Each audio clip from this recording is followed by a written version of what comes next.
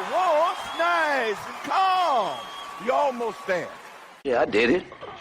I cried 2 tears in a bucket. Fuck it. Let's take it to the stage. You dig it? You knock a dude down, you get some respect.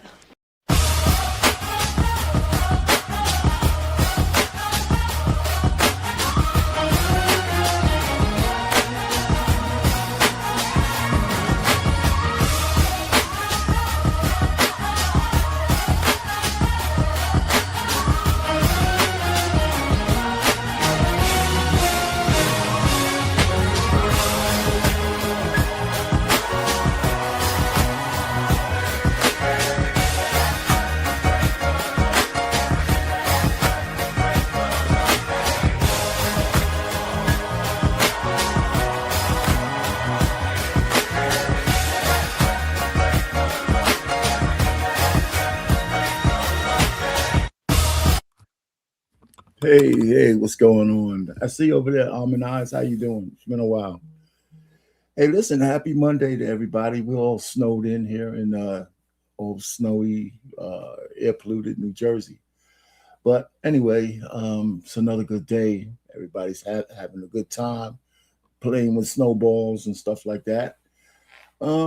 So another Monday is upon us. The market was pretty rough today, but that's for those of you who are looking, but it should be better tomorrow, I hope. Anyway, we're going to talk a little bit of Cam Newton, which everybody, he likes to, at first when I saw him start to do his podcast, I always thought Cam was a little goofy, but I think he found his niche.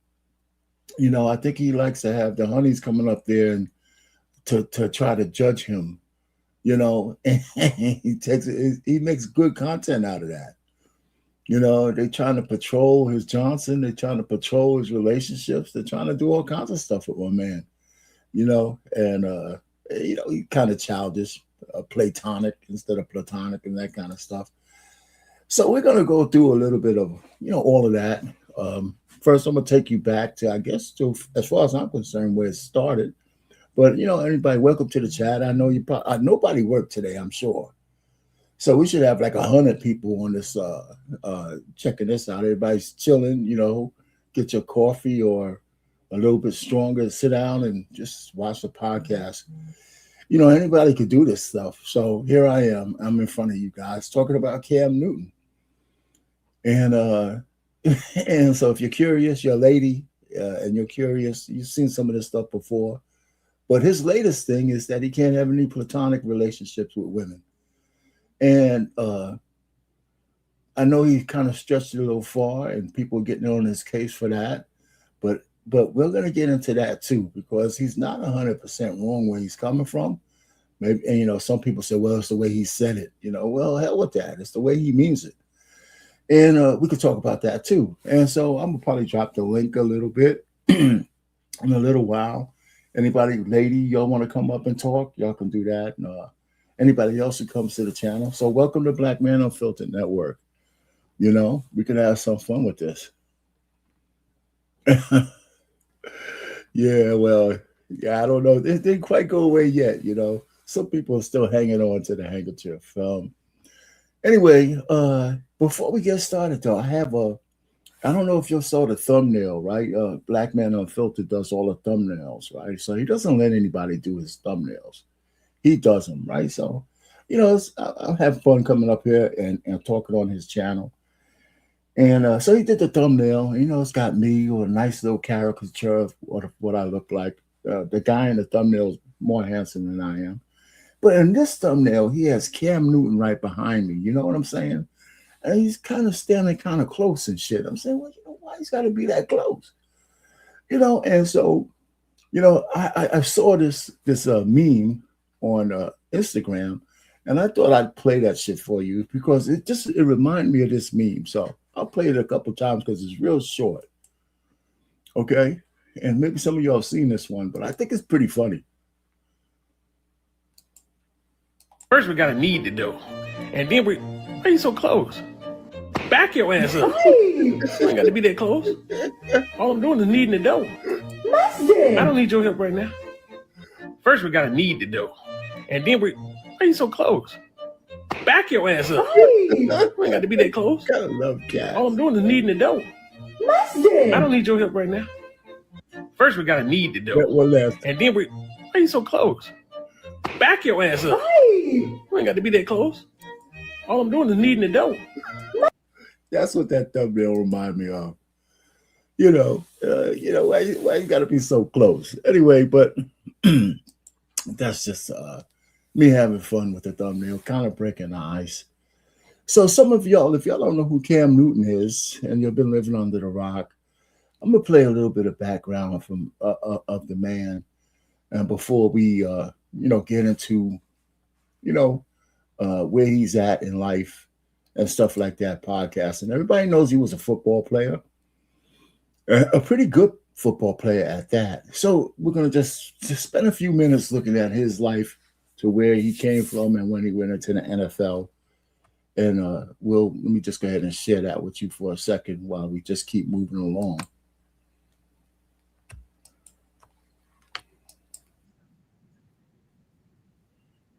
Let me go ahead and share it. Hey, what's going on, Curtis? I'll get with you in a second. Let me go ahead and do this. So don't mess anything up.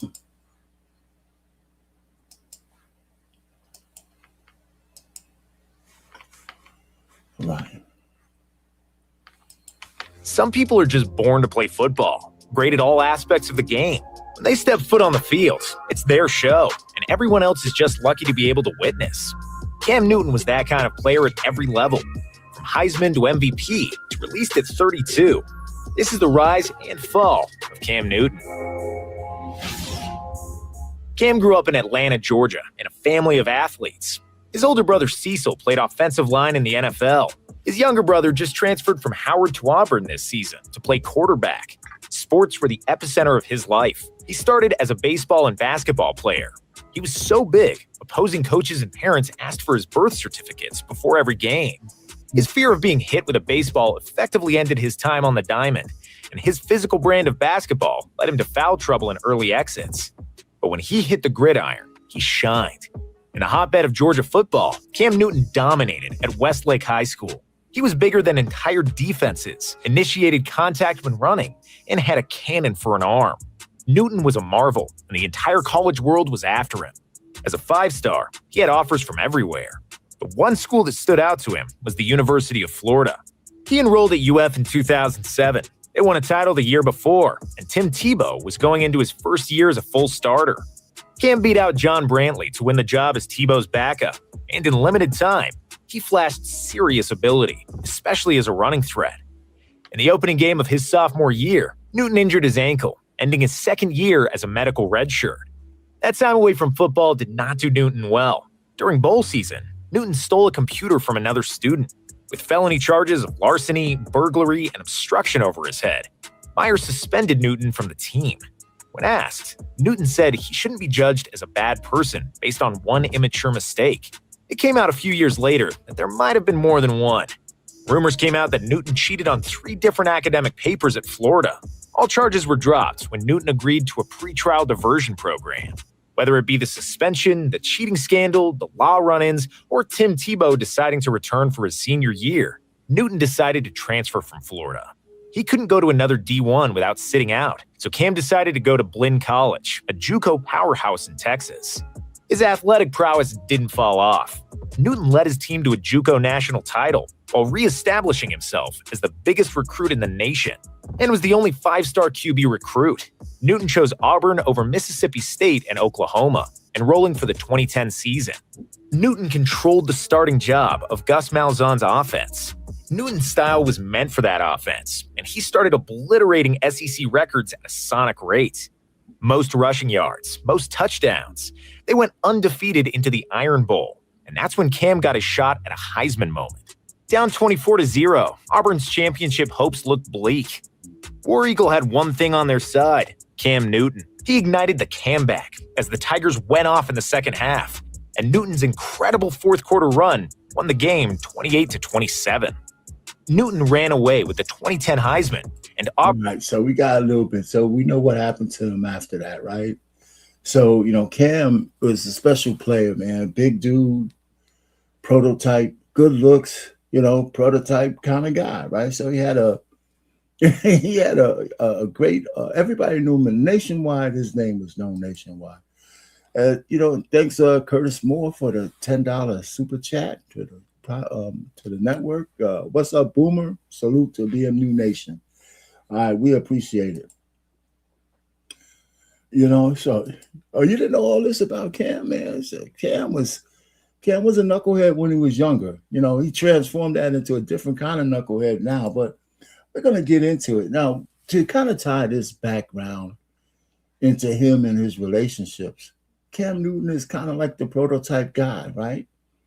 He's like 6'4", he's big, he's handsome, all that kind of stuff. He's a catch. And it's probably one of the reasons why so many women are worried about trying to monitor what he's doing, because he's probably in a lot of the honey's dreams. You know what I'm saying?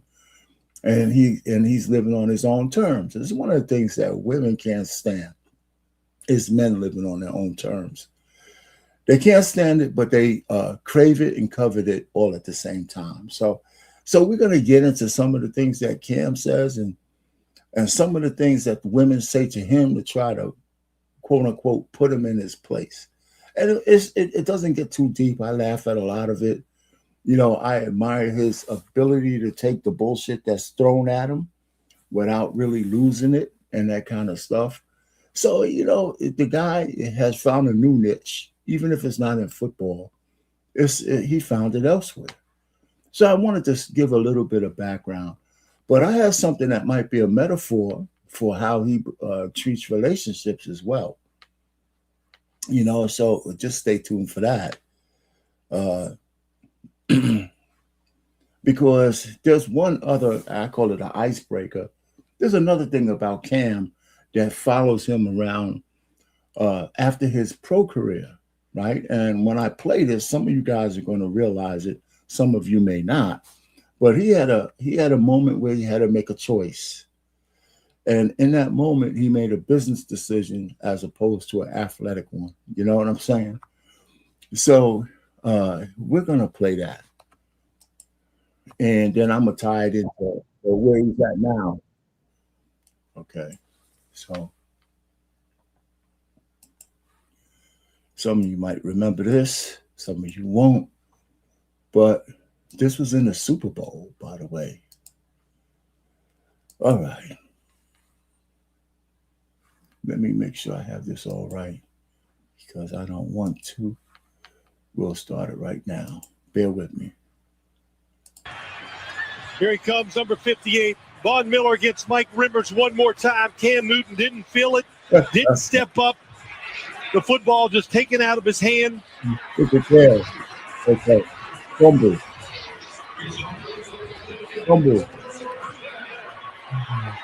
Cam Newton decides not to dive in there. Yeah, he backed away from it. He jumped away instead of jumping into the pile. Yep. I guess he made a decision. It wasn't worth to go in there and get it. Yeah. Okay. So he made a business decision there, right? And that's funny. I mean, this is just my connection, right? Because when we get to some of his other stuff that he talks about, he's made a business decision not to marry the women who have his children. He's not diving into there so he could be vulnerable to the woman, to the state, or anybody else. You know what I'm saying? So when he saw that ball, everything's on the line. All he had to do was dive on it. And he made a business decision. And so one of the things that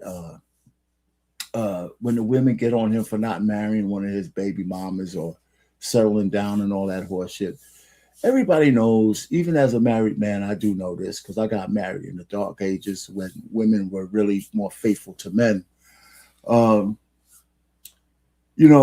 He knows that all of the laws, everything is pointed directly at a man with money and means when he gets married.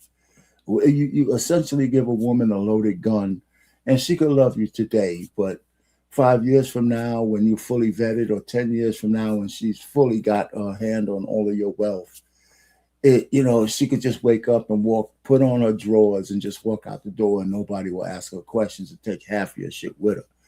And a lot of men are saying it's a bad financial decision if you're rich to get married. And nobody could really argue with that. So that's his thing. He made a business decision. He did it on the field in the Super Bowl, and he's doing it again in real life. And there's my stretch, a stretch for a metaphor. You know what I'm saying? So there it is. My man Cam did what he did. But anyway, so what you got to say in this? You got something to say? No, look at that. And who's just as ghetto? Anyway, all right. So let's go ahead and get into the thing that started it all. Last year, he did an interview with a Dr. Bryant, and that interview went viral. And she called herself, telling him how to be a man. You know what I'm saying?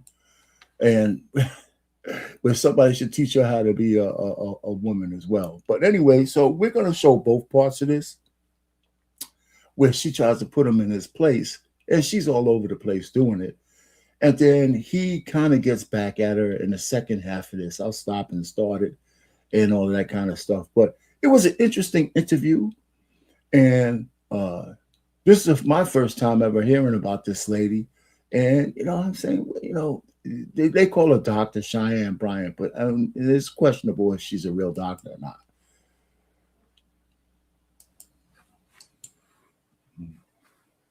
Let's stay here. Your life entirely or your life in relationships?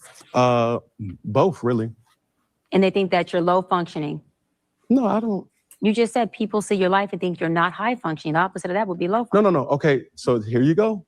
You're trying to take my intentions away from this. Can I correct it? Yeah, go ahead. Or can I give you more? Yeah, some more information. Heck yeah. So I'm not married, right? I have beautiful children. How many? 8. I didn't do my research. I thought it was 4, but 8. Okay. No, baby. Cool. It's by how 8. many women? 3. And this is the kicker. I want more. Now, by multiple women? What's the intent? I just want God by your wife? them. I just want God to bring them. Oh, okay. And you have, so you just. Because my point is this. My desire to get married is lower than my fear of divorce. So, as you had said, Dr. Bryant, you said it, I didn't say it, I will agree. I'm just taking my time. I am, though. You're being very action-based. You're not taking your time. You're being very action-based. I'm taking my time. You're being very action-based. You have 8 kids with 3 different women. Yes. You are creating, procreating, and multiplying. Well, none of us create anything when it comes to families. We procreate. That's the proper and only term. We don't create a damn thing.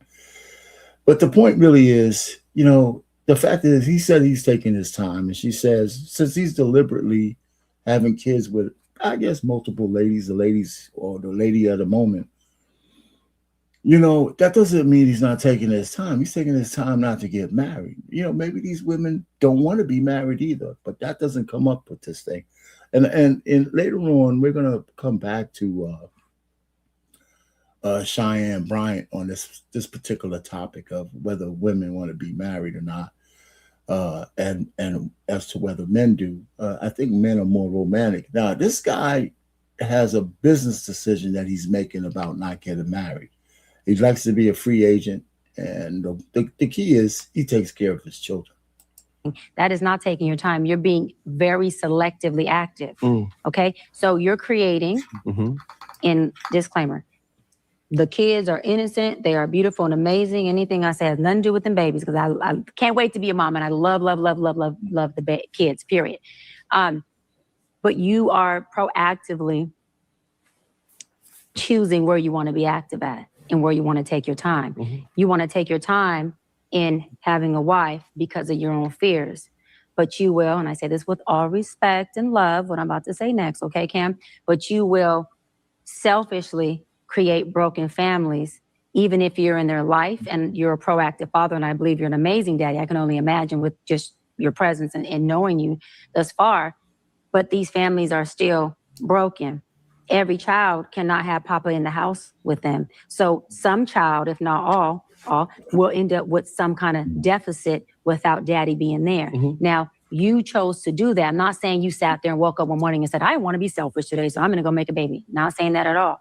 But those are selfish acts at the expense of your fear. So at what point do you feel the fear, do it anyways? And yeah, that is a low functioning behavior to say that I am going to create these homes. Let me go better. I'm going to build these houses and put kids and these beautiful women and kids in them, but I ain't going to create a home in them. I'm going to wait till I dissipate my fear to find a wife where I'm still going to be fearful with, because there's no such thing as not having some type of nerve or some type of feeling. Yeah, but you know what? He might not be doing this because he doesn't want to find a wife. He might just don't want to be married. You know, and it's the funny thing is that I don't see how women could possibly tell a man anything about having children when it's really up to you guys whether these kids are born or not. You know, you got first the right refusal before he puts his Johnson in. It's up to the woman. Man could want it, but you don't have to give it unless the guy's committing a sexual assault. And once you're pregnant, you choose to have the baby, not him. You know, he has nothing else to do but pay for it, child support. And so, you know, and it's women who decide that they don't want to be married these days. How many times we have to hear a woman say, I could raise a kid by myself? You got a multimillionaire woman going on these podcasts saying, you know, women have to prepare to have kids without any men in their lives. She's a multimillionaire. She could pay for it. But the scrags out in the street can't.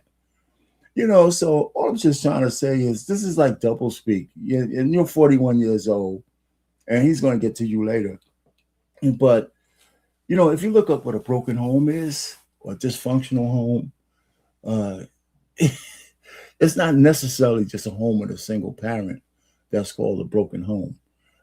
Something has to break for it to be broken. Like there's some kind of abuse or some kind of abandonment and that kind of stuff. So it's not necessarily broken if it's not conventional, right? And we don't live in a conventional society anymore, men or women. So I just think that her analysis on this one little sit down is biased.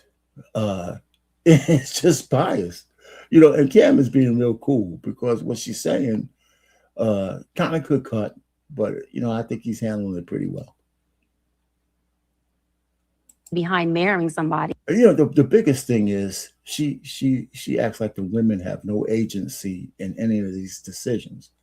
And if she had put some of that in there, then her point would be a little bit better. But she's just putting it on him just because she's talking to Cam. But the conversation is not whole because he didn't have the kids. He didn't carry them. The women had to let him in. And as opposed to, you can't say they didn't have any agency in this whole process. Who you're spending your life with. And then I'm going to build a home with her while all these other... Look at Cam. He's trying to be cool over here. I wonder if he's really hot or not. You know, I wonder. The beautiful babies have houses. That's completely unfair and it's selfish. Just tell me when I can solve. Yeah, almost. Yeah. That's completely unfair and that's selfish. And so, yes, you're taking your time in this department. What's the selfish part? What's the selfish part? Somebody tell me what the selfish part is. Is it bringing kids into the world? Cam, a man who could pay for them, by the way. And don't any of you ladies start giving me some shit that money ain't everything, because all y'all talk about is money is everything, right? You know, if a guy don't have no money, he has no use. So he has money to take care of his children, take care of their mothers. And if you have to say, oh, man, got to be in the house every minute of the day for his children, that's not true either. Not if you're a working man. You're not in the house that often. You're not. You know, so it's crazy. So what's the selfish part? That he didn't get married and put all of his wealth in a vulnerable position. We know that prenups do work, but sometimes judges throw them out. And sometimes there's no rhyme or reason. And he doesn't want to be tied down. I think he's an honest man. I really think he's an honest man. He said, you want to deal with me, you're going to have to deal with the way I am. And a woman has a choice. You know, she could say, nah, I don't want to live that way. And then she moves on. You know, I just think it's very presumptuous of anybody to tell another man how to live, especially a woman. You know, how you going to tell a man what to do with his Johnson and how to live? But, you know, she tries. Department, but you're not taking your time in this department, which means you're compartmentalizing. And compartmentalizing never works. Okay, so here's another one where she's wrong. A person who could compartmentalize is a person who's really, really disciplined. It takes discipline to compartmentalize your life. That means you have some kind of order to your life. It's not chaotic. You know, so I think she's just using the word compartmentalize wrong because she's making it negative. That's bullshit. That's absolutely bullshit. With all the things that goes on in life, if you could put things in their proper buckets, then you have one up on the average assholes chasing his tail. You know, that's just me. It doesn't have to just go with women. It just goes with anything. If you could focus on shit while other things are going on and put them in their proper place, that's an advantage. It's not negative, and it's not, you know. So I don't know where she's coming from with that one. Analyzing hurts everybody involved. Everybody who's in this box and that box and this box and that box and this box. And then here you go over here trying to figure out what box you're going to feed or entertain or do. Then you're looking outside to figure out who's your next victim to put in the box. It's unhealthy. And it's a huge dysfunction within our Black community that I truly believe personally, statistically, mental health wise, and community wise, that Black men will stop. Black men will what? Stop doing that. Man, what's the anchor mode again? What's the anchor? I don't know what the anchor mode is, but you got to come up and help me with that one. That they would stop that dysfunctional behavior of compartmentalizing and creating houses, not homes, and then finally a home with the wife. And then you have all these other houses that are homeless that you over here at some point when you do get a wife, if you do, I'm saying if that's what you want, you will, you'll get whatever you want. You're trying to create a home. Totally dysfunctional and extremely, that's the epitome of selfish. Woman out of 41 years have not met Mr. Right. Mm-hmm. That's enough time to find a lot of things out. I bet. And yet, no kids, single. I'm not. So Cam is coming back at her now. He gave her a chance to go. And so Anissa, you said your thing. You know, Cam is a lot different than the Pookie and Ray Ray on the street. It's like night and day. You know, it absolutely is. Because he could pay for his children. He takes care of his kids, you know, and it makes all the difference in the world. You know, you don't have to believe it just because you don't like it, but it's true. So, you know, and it's not about, you know, just him being a steward over Black kids. Like I said, Black women and any woman, y'all have agency over whether kids are born. You can't just keep trying to point that shit over on men. We can't even have sex with y'all unless y'all say yes. You know, so it's just bullshit that y'all keep offloading your responsibility and your accountability on men. Y'all do the heavy lifting when it comes to kids. Y'all should, by now, everybody knows what it takes to have a kid. Cam is floating through life because the women that he's dealing with are letting him do it. You know, the fact that he wants to do it, well, you can say that's his problem. Yeah, that's his fault. But he still has to have willing participants. He still has to have people who look at it as a benefit to having a man who can afford to take care of their needs and give him a baby. Women make that deal all the goddamn time. Women make that deal all the time. And you'll make bad deals, by the way, because most women who are having kids out of wedlock, Anissa, are like no different than just animals in the forest. They don't give a shit who they're giving babies to, right? Guys with no money, no nothing. They're just having kids. You know, it's an epidemic. You know, so what you talking about? You know, so like I said, you know, you can't just put this shit off on the guy. You know, his responsibility, the state takes care of his responsibility. They make him pay. They make men pay for having kids out of wedlock. And they make them pay for having kids within wedlock. They make them pay if a wife had a baby by somebody else. They make the husband pay. You know, so this, let's stop trying to make this guy into some kind of monster. There's a difference between a guy who could pay for his children, who takes his kids, takes on even some of the kids that his girlfriends had, and a guy who's just popping his seed and then disappearing and can't pay for any of them. You can't have it both ways. You can't talk about broke pookies and then say when you guys got money, it doesn't matter. That's just bullshit. It's bullshit. You know, it's going to always be bullshit. You know, so let's just say it's not a traditional kind of thing. And I would grant you that, but women don't want traditions when they have to stand up for it. You know, y'all want men to be traditional while y'all don't have to be. Well, you're not going to get that deal anymore. That shit's over. That shit's over. I think men are starting to figure out. You know what? You don't want to be traditional. I'm not going to be traditional either. But I am saying, are women's expectations unrealistic? No, I'm gonna say, like I said on Nick, the question shouldn't be why isn't a woman of age, of success, of a certain caliber not married with kids? The question should be, why are people rushing to the altar just to become divorcees or baby mamas and baby daddies? You just sat here in the first part of this giving him some shit for not getting married. Now you're talking about not rushing to the altar. You're 41 years old. You pass by all kinds of opportunities to have a husband and children. You know, now you pretty much have hard-boiled eggs now.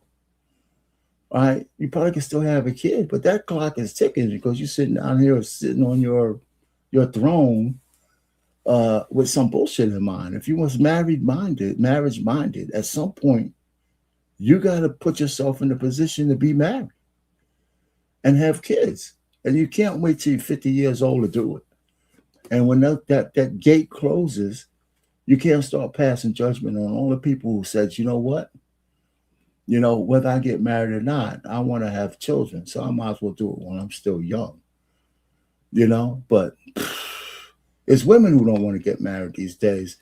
And there's men who are making the choice not to get married based on the laws, but we still jump off the cliff if the woman's pretty enough. I think we're stupid, but we do. Daddies. I think if anything, we need to be teaching our society, take your time, young man or young woman, so that you can get to know not just this person, but yourself first, so that you can choose a life partner, not that that person isn't exempt to divorce, instead of rushing to the altar just to become a divorcee or a baby mama and have multiple kids by multiple women, just to say you have broken families everywhere.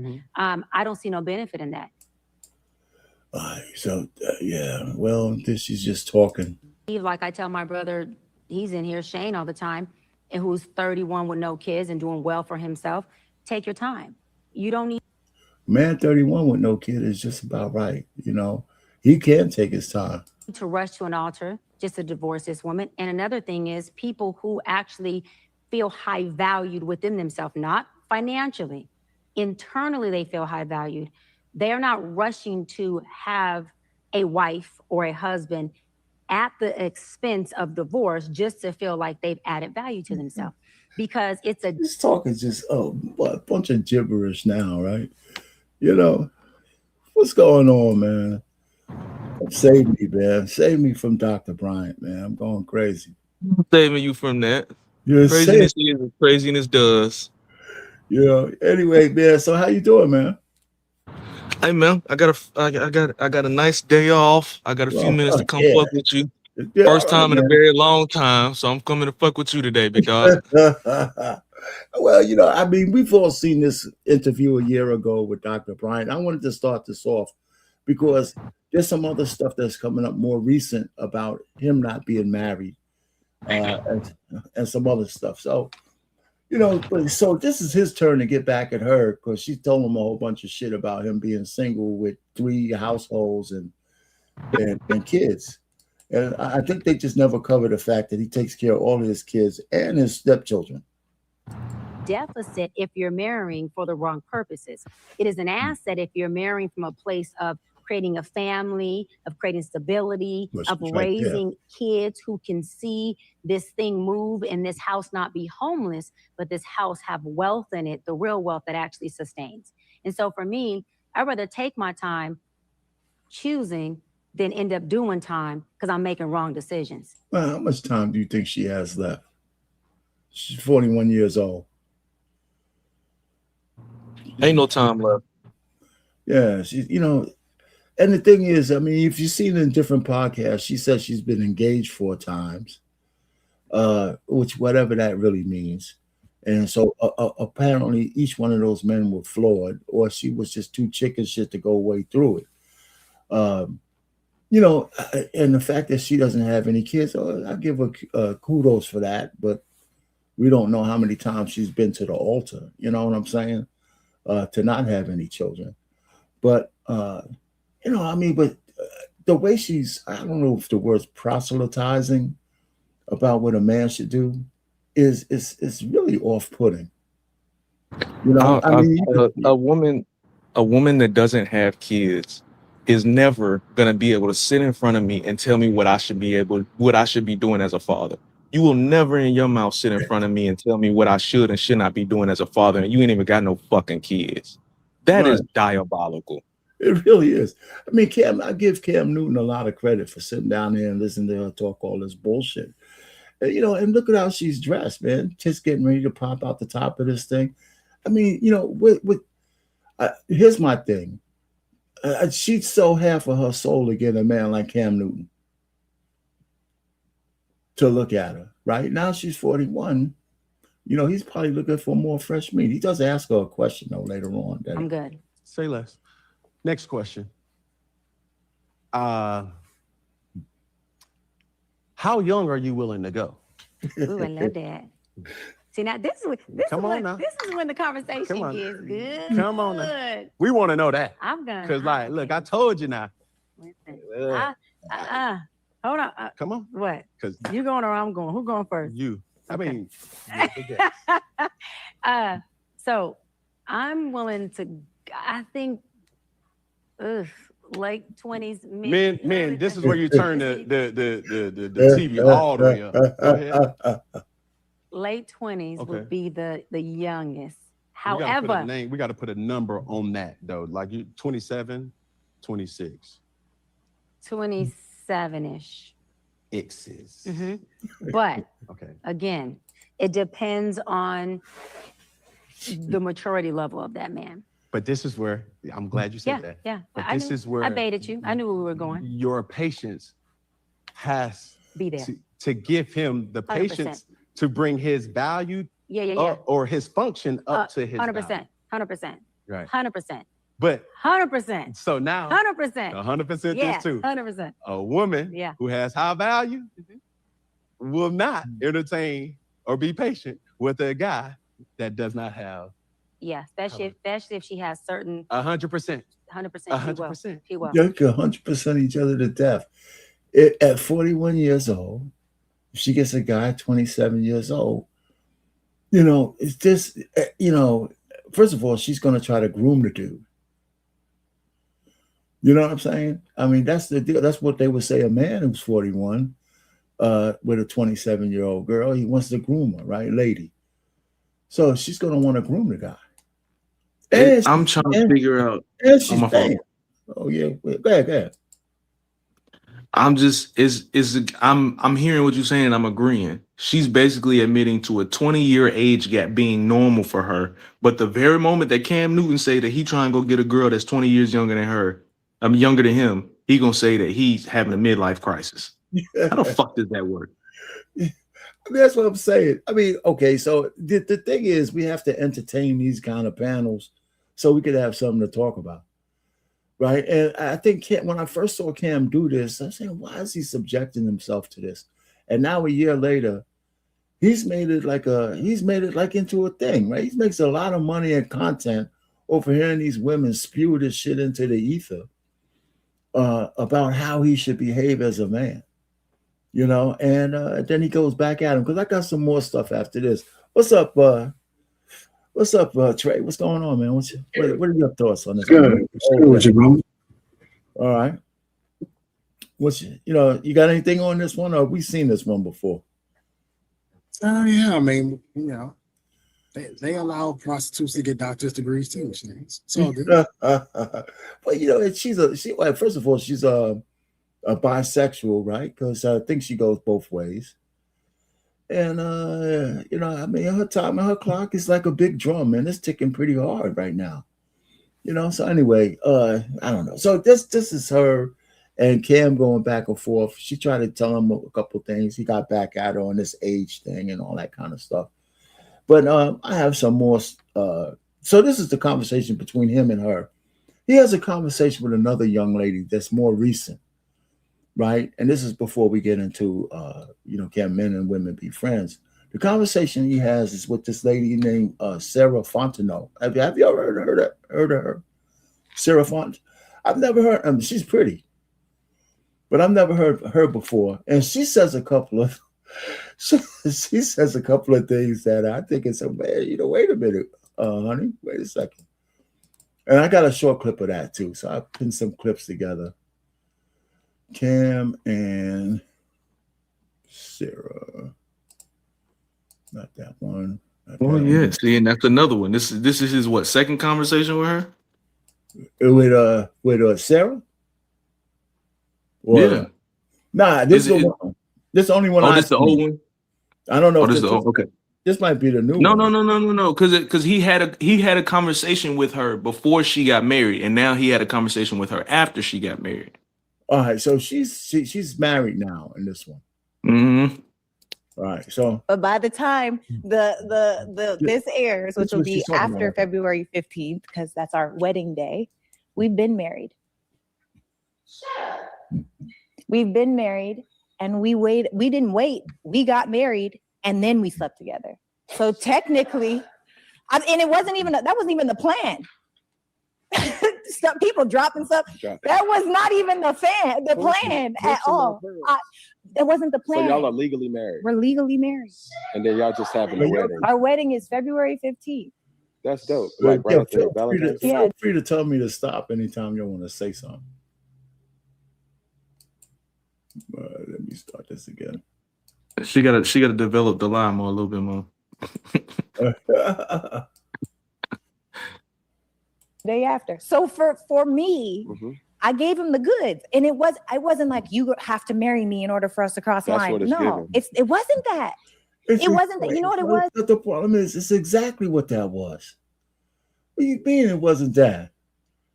That he had to marry her to get some of the goods. I mean, if you listen to her finish talking, it's exactly what it was. This is what it was. I was dating another man. I was dating two people. He was outside. And I don't sleep with nobody, right? I'm getting to know people. When I say dating, I'm getting. Look at Cam's face. I don't sleep with nobody. Cam, look at he said, God damn it. I mean, Cam is funny as hell, man. I have to make sure I stop it on his face. I don't sleep with him. Okay. Bigger question, and for all of you guys, right? You're dating a chick, you like her, and she says, "Well, I got another motherfucker in the back that I'm checking out." What does that say? What does that? What is she saying to you? If you don't do what, I'm with the other guy. Is that an ultimatum? What kind of woman are we talking? So what? We talking about what kind of woman are we talking about? We're talking about a woman that's just, we having fun, we hanging out, we smashing, or we talking about a woman that I see future potential in long-term relationships. Which kind of woman? Because if it's a woman that I'm just peeking through a mattress, who she's got, it's irrelevant. It's not relevant to me. Right. But it's obviously the one who has potential. Let's go with the one who has potential. I guess I asked a little bit of a trick question. I wouldn't take a woman seriously that was dating multiple guys anyway. So I guess I asked a little bit of a trick question. Okay, so even if you thought she was, I guess, worthy or had potential, just by the fact of her telling you, hey, listen, if you want me or you want to be with me, you gotta do this, or else I'm going with that guy. Yeah, I don't do ultimatums at all. So if she were to say, yeah, this has to happen before this has to happen, the rebellious nature in me would just go with the opposite just because. Even if it wasn't good for me, I would just be like, I just don't want to see where this goes. So I'm gonna go with the other option just to see what you do. Okay. Now I hear you. What do you think, 100? What did that sound like to you? The moment that I hear that you talking to another dude and you not giving me none, you definitely giving him some. That's just where my brain gonna go. Hey, you call it petty, you call it immature, insecurity, you call it whatever the fuck you want. But you telling me you talking to 3 dudes at one time and nobody's hitting? Yeah, no, I'm not stupid. I'm not stupid. I mean, let me tell you, man, even if he ain't hitting, man, he kissing and he heavy petting your ass, right? He's doing something. Well, the other thing is that if none of them are hitting, then that sounds like she's a finesser, which is the worst type of woman. Well, let's hear a little bit more about her trying to get out of this rabbit hole. To know people. So what happened to the other dude? I let him go because I told this dude. You changed your number? No. He still got access to you? No. You don't have no access. So if you still got the same number, he still got access to you. No, he doesn't. He can't text me. There's no Instagram. There's no nothing. This is the thing. But does he know? Does your husband know? He knows everything. There ain't no secrets, but there's never been a secret. He know your body count? Of course he knows my body count. My body count isn't high. It don't matter if it was high. Yeah, no. But see, when I ask certain questions where it's like, yo, like we're gonna keep it a buck, we're gonna keep it a buck. Why people made me the villain or made me the person that's like, oh, he insecure. Why are you asking a woman? He knows about everything. That's cool. And I know everything. I had one of his little girls come cry to me at a party talking about, why doesn't he? This is why we were just friends. Because everybody always thought we need to be together. So look, I say all this to say, with this man, I was dating somebody else. I told him, this man is marriage minded. I'm not going to be with someone. Has he ever been married before? No, he hasn't. And he doesn't have any children. I feel like you bullied him into marriage. I did not. Did she bully him into marriage? Did she? You can't bully somebody that want to get beat up. I mean, okay, so from the guy she married, his name is Brock. So she married him, but she obviously gave him an ultimatum. Okay. Then she says, I have this other guy who's marriage minded. And listen to what she says. That's a fair assessment. But all I said was, I'm not letting go of what I could be happy over here. Okay. Can be with the other dude. Yes, I could be. So you was happy with him. He's a good guy. Okay. So she could be happy with the other guy, right? That's what she's telling Brock. She says, I could be happy with, if you don't want to step up, I could be happy with this guy. And to me, this is the real true epitome of saying a woman who would settle just because he's a good guy, never really loving the guy because that's not the one she wants, but she'd settle for him, and the asshole would not be the wiser. He would just think he won, but he's the consolation prize, right? That's what that shit sounds like to me, and he would know. Right, because she'd be thinking about, hey man, if Brock would have did a couple other things, I wouldn't be with this dude. You know, I mean, so she's, you know, it sounds all innocent. You know, she acts like it sounds all innocent, but it's really. He was a great guy. It sounds like a contract negotiation. That's what it sounds like. He negotiated his way into taking care of her for the rest of her life. Like he basically outbid himself to being responsible for her for the rest of his life is what it sounds like. you basically, because to me, just listening to her, and because I did watch this whole interview, just in listening to it, it sounds like you were choosing between a guy who was having a good time with you versus a guy who wanted to be with you. and you just chose the guy that wanted to be with you. So in agreement with you, it just sounds like a lot of settling. Like you just chose the guy that wanted to be with you versus the guy that was having a good time with you. Because if the guy that was having a good time with you that she was happy with, if all he would have did one thing different, she would be marrying that nigga instead of this nigga. Like somebody just outbid themselves on a negotiation. That's what it sounds like. You know, I see the way I see a little reverse. Go ahead. So when I say that in order to be a husband, you have to be a beta and you have to compromise. You have to be willing to take a loss. People say I'm crazy and Trey, oh, you just hating on marriage.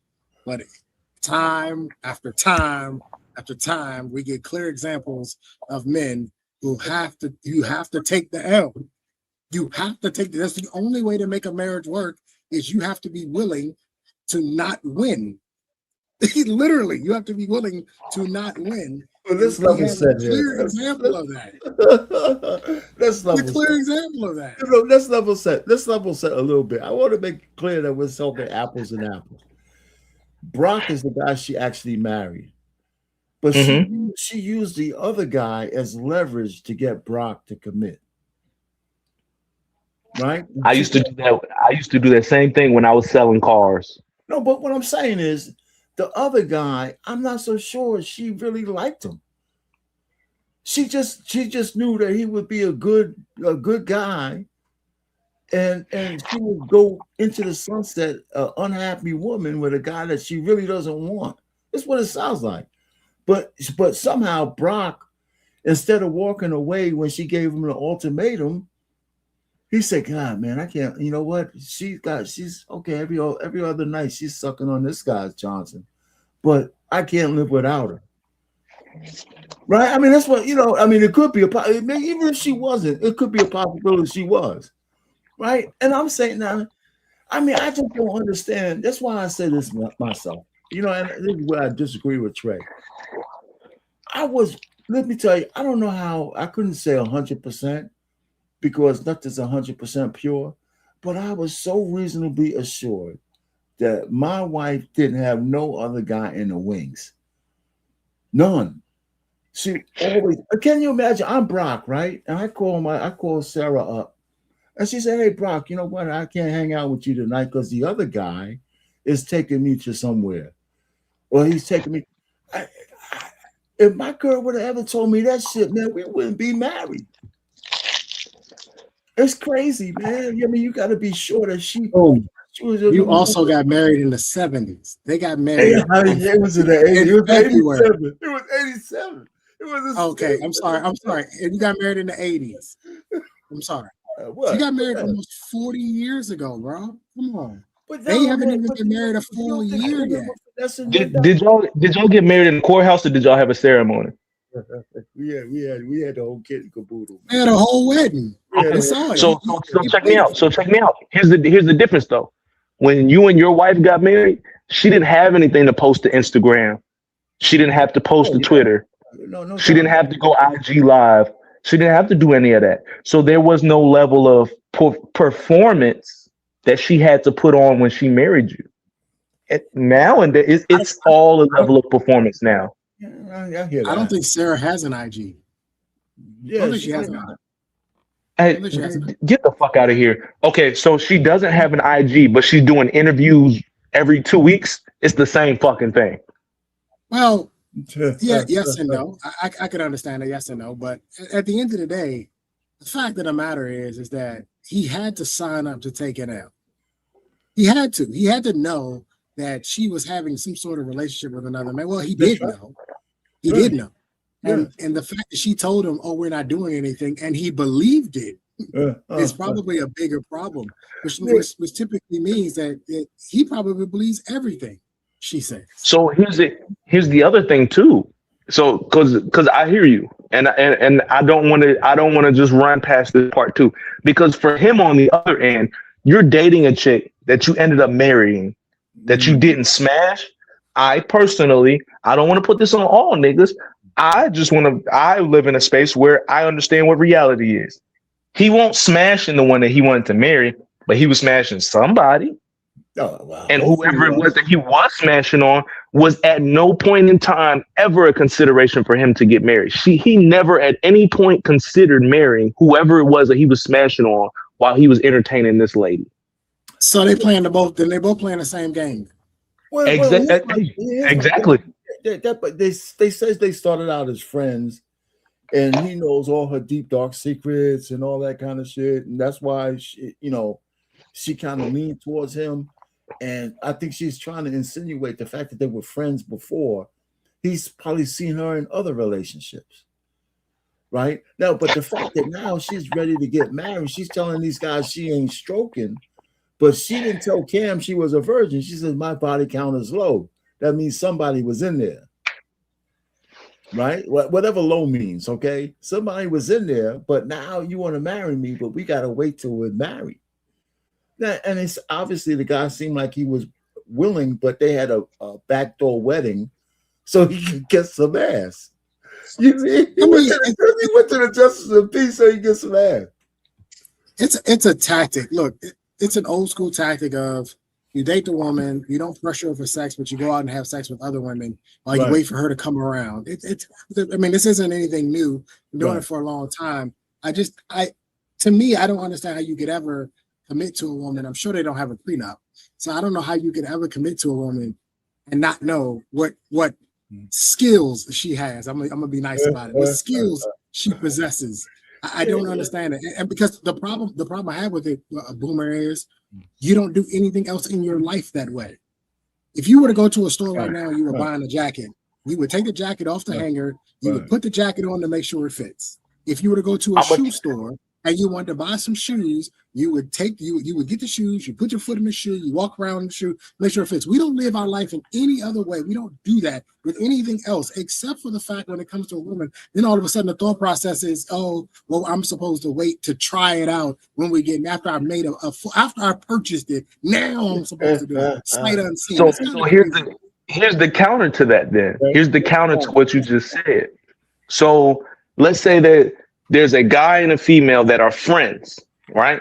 The female, she goes on dates with other guys. She has sex with other guys. She does all of these things. And then she calls her male friend to talk to him about what happened on these dates.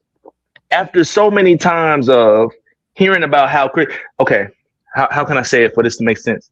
Okay, men's brains is kind of slow. We kind of simple sometimes. We be worried about bullshit. Right. So if I have this female friend that calls me all the time, be like, yo, I went on this date with this dude. Everything was fine. I gave him some box and then he went completely crazy. As a man, in your mind, oh, well, shit, you must have had some good box for him to go crazy like that. So now you sitting there like, damn, what I got to do to get up in here? So you done heard her talk. Depending on how long they've been friends, ain't no telling how many stories she done gave this dude about how she done gave box to a dude for him to go crazy. So now he's sitting here listening to all these stories like, damn, she must have some good box. I want some too. So now, like you said, Trey, he willing to take the L just to experience the box that all these other random niggas who ain't shit that got some. Because she done told him plenty of times about how she went on a date with a nigga who didn't pay it. She had to pay her half and she still went home and gave him some. He done heard them stories. Yeah, he had to. And he like, well, damn, if you're giving it to them, I know you're going to give it to me. Let me also say this, right? I think she's a objectively pretty woman. She's a woman. She's pretty. So here's my thing. Let's just say the box is marginal, okay? Kind of staring at her gives her at least 1 or 2 points.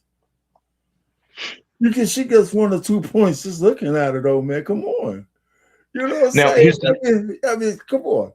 Not to make a lifelong commitment.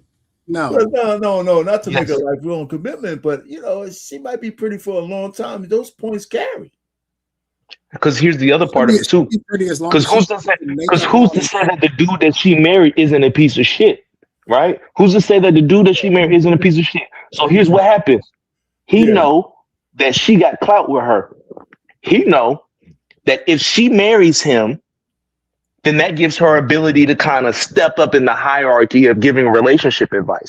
So now her money goes up. He stay married to her for a little while, divorce her, and now he gets to get alimony from her. Who to say he ain't a piece of shit that was plotting on that? He was willing to take the L for the win in the long run. I think he has more. I think he has more money than her. He I was was a gonna former say we can basketball assume player that he's at a. Ole Miss, and he's in real estate, and they did a Is he report on black? him. Is he black or is he a white boy? Yeah, he's like Black. no, he's black. Okay. His name's Brock Shorter. Okay. He played basketball at Ole Miss, and Okay. he probably he doesn't have more clout than her, sure, or more name recognition, sure. Right. But I think he probably is doing financially better than her. They were talking about him in real estate and some other stuff. All right, so let's go ahead and because they're going to get into the marriage part now. In a little bit. Right? No, he does not. Is that because of your choice or because of y'all's understanding? He wouldn't have to ask me. I respect him enough to release that because that man was talking about marriage. And why didn't you choose him? To be honest, how this turned into your show. The reason why I didn't choose him is because it's like, you know, the people that you meet and it's like, oh, this is so fun, but you don't know them well enough. Like, we didn't go to a point of, we can have all the conversations, but we hadn't had the experiences. Me and Brock have been through it as friends. He's shown up for me as a friend. I've shown up for him as a friend. I know when he's mad. I know when he's not mad. I know, but I would feel more respected by you if we were married. I tell you this, baby, you the peak. It don't get higher than you. But I still have responsibilities. Do you have to let go of those responsibilities? I would never let it. Like, you can't do that. Can't you do both? That's what I'm saying. That's my baggage. So why can't you be married with baggage? No. See, I'm answering your question when you gave me the scenario. If she comes to you and say, I will feel more respected. My first question will be, by who? She would say, by me. I'm giving the confirmation that there's nobody higher than you. You're a peak, tip of the spear. Right. So what if she says it ain't going higher than that? But what I'm saying is that's how you feel, and that's okay. And I understand how you feel, and I know how you feel because we've talked about it. And also, this is how I feel. I would feel like the peak if I were actually married. That's cool. So why not do that from the beginning? Say what? See, where I get frustrated is why not have this conversation in the beginning? Like, I don't like this idea that you want to change it up now that we're in the relationship. We've had a kid, we moved. This is what happened to me. We had a kid, we moved in together. Now it's like, oh, by the way, I think, and I'm gonna tell you what it is. It's manipulation. It's manipulation is what it is. Because what you should have done, you should have said, this is what I want, or this is what I require from jump, from the beginning. And that way I can make a decision and say, okay, that's not what I'm looking for. But ultimately, a lot of women, they like to play this game and say, oh, I'll go along with this. And then boom, I'll hit them. Once I get the kid, once I get inside the house, I'll hit them with this and say, oh, no, I think we should get married now. No. We didn't want to do this at the beginning. We're not going to do it now. You're not going to change the game up now. You're right. I agree with you. I mean, it seems like she always wants to have the leverage and the advantage just by talking to her. She seems on the surface, she seems like a very nice girl, but in this relationship, she's a barracuda, man. And then the other part is, why is everybody trying to tell Cam to get married? Why is everybody? What is that about? Why does everybody want this dude to get married? It's weird. I'm on his neck about this. Every podcast he does, he sits down. It's like, oh, get married. Why? What's funny is, y'all are asking the question of what's funny is, if he ever did decide to marry that girl and he put a prenup in front of her, they still wouldn't be happy. No, I mean, of course. It's just so funny. Because, and that is the diabolical part to me. Because even before he met this girl, the girl that he's dating right now, even before he met her, that nigga had how many kids before he met her? That's crazy. Before he even started dating her, he was in the NFL and made it to the Super Bowl to get an MVP trophy. And that's not deserving enough of a fucking pre. Are you kidding me? This nigga had a whole $200 million NFL career before he met her. Of course he's going to put a prenup in front of her. But the whole world is going to dog this man because he put a prenup in front of her before they get married, even though the stupid-ass internet is what pressured him to do that shit in the first place. Well, let me Fucking tell you, crazy. man, any man who has means and he wants to get married, I think if I offered it to the woman, you know, when we would, you know, we got to tell them early on, and she hiccuped, then we just can't be together. And see, I have a problem with this. They have these skits, right, where they have a guy telling, you know, he springs the prenup on the girl, says, you know, if we get married, we're gonna have to prenup, and she's crying and upset. You know, I mean, first you let them know that if we're gonna ever get married, you're gonna have to sign one of these things. And if she does a hiccup, you gotta find a new girl. You know, I mean, it's as simple as that.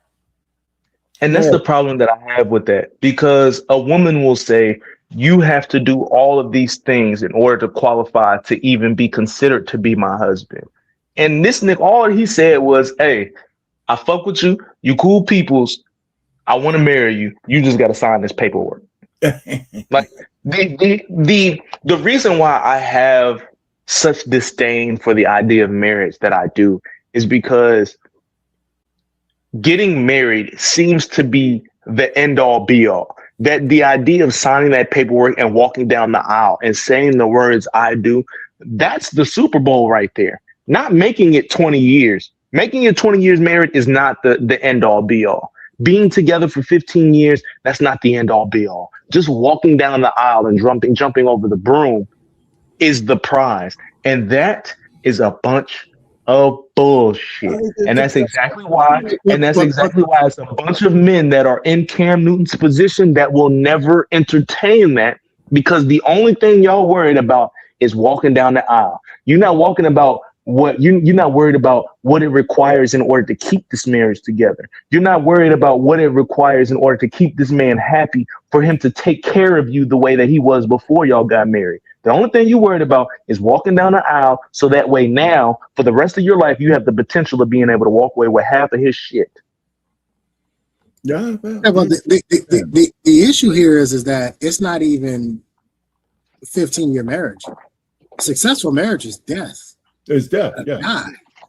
You gotta die. So if she's not talking about we're gonna die, still married to each other, your casket is gonna be beside my casket, or your casket is gonna be on top of, you know what I mean, on top of whoever dies first, gonna be on the bottom. If she's not having that conversation, she's not actually talking about a successful marriage at all. To any degree, you can have a bunch of kids. Those kids are going to be successful. You could have great grandkids. Those grandkids are going to be successful. Your marriage will still be a failure, because the only way for you to win in that is to die together married. And you know what brings that home, Trey? You know what brings that home? Going to the place and buying a plot. Yep. You're going to be here, and I'm going to be here. Yeah, man. Me and my wife, we went to get a plot, man. I said, oh, my God. You got a plan for it. You know, so what's going on, JT? What's popping, man? What's popping, fellas? What's up, Trey? Again, we keep proving Trey's point every time we show these crazy ass goddamn videos. Especially this shit where these women be trying to challenge Cam. It just be like, damn, Trey was right. He was right. It's a fucking hoax, bro. It is a hoax. I'm listening to this lady. This is one, and I watch Cam shit a lot, and I miss this one. This is her podcast. This is her podcast. Yeah, this on her shit. That's why. Yeah. That's why. Okay. So, first and foremost, this woman is not telling the 100% truth. There's no truth. That it can't be the 100% truth, man. This shit is bullshit. This motherfucker somebody was lying through there. Oh, we were friends before we got married, and then he knew I was dating another man, and when he supposed to be dating other women and stuff like that? Somebody was fucking. Well, at least I know he was. He had no doubt about it. I was about to say, as I'm listening to you speak, JT, I'm sitting here thinking about it now. Who'd have said that they weren't fucking when they was friends? Who'd have said they wasn't fucking when they was friends? He wasn't saving himself for her, man. Somebody was giving some head or eating some pussy or something. Man, get the fuck out of here. Because if I hit that 10 years ago, then I'm okay. Then I'm okay with waiting until marriage if I hit it 10 years ago. What of y'all already said? I think it was you, Honey Watts. It was like selling a fucking car. She kept upselling herself. Yep. And it was basically the fucking lie that she was telling this nigga. You better hurry up because this motherfucker is in the lead right now. He in the lead. Hey. It's plenty of times I call a customer and be like, look, I got somebody trying to put a deposit on this car. If you don't come up here by the end of the day to come buy this car, it's going to be gone tomorrow. This pussy about to be gone. It's about to be gone tomorrow. I done did that plenty of times and got a nice car deal off of it. Straight manipulation. Straight manipulation. Let's go a little bit more on this. But is that ego or is that heart? No. Since we want to do scenarios, I'm not getting married. Then what you would say? I would ask you. I would say right now in this moment, are you speaking from a space of protection because I've triggered you in a way? Or are you speaking from a space of you really don't want to marry me? I'm speaking on how I feel right now. Okay, so think about it. Then I don't want an answer right now. Say less. That's what I would say. Thank you. Because I can't bully my man. I know how it is. I can't. Y'all, this is the lies. You lied. You bullied him to a marriage. Lies. You lied straight through your teeth. You bullied the man into the marriage. Cam said, "Wait a minute now. You just told me how you pulling his ass into marriage." Hey, listen, you got to put this bid in by the close of business. Or else I'm going to go. 4 p.m. Eastern Standard Time. The bid needs to be in, or else somebody else will be able to purchase me. That's all she's saying. Everything must go. And look, I got a deal right now on this car for $25 out the door. If you can pay $26.5, if you're willing to pay $26.5, it's yours. I can hold right it now. for you. I can hold it. $26.5 is yours out the door. I can hold it for you. You know what I give if you Cam? put a bid in right now, I can hold this coochie for you until Cam marriage. so much You got to put credit. the bid in right now. Cam, it didn't take Cam 1 second to say, "This is bullshit that you're telling me." You bullied the hell out of this dude. You know, his face was instant. Because look, he has all the leverage. Cam has all the. So what he's saying, it's the craziest part is that it triggers them. Yeah. Because this man is saying, listen, nigga, I'm him. I'm him for real. I am him. Do you see the damn clothes I wear? You see these hats I be putting on, these ugly ass hats? I am him. 6'5", 6'5", $200 million, well known, got a great podcast, works for ESPN. BET offered a contract until they canceled his show because of what he said. But up until then, he got money coming. He got about 8 different streams of income coming in right now. And not to mention, I'll tell you something, JT. One time, I used to have Redskins season tickets, and they were playing the Panthers one day.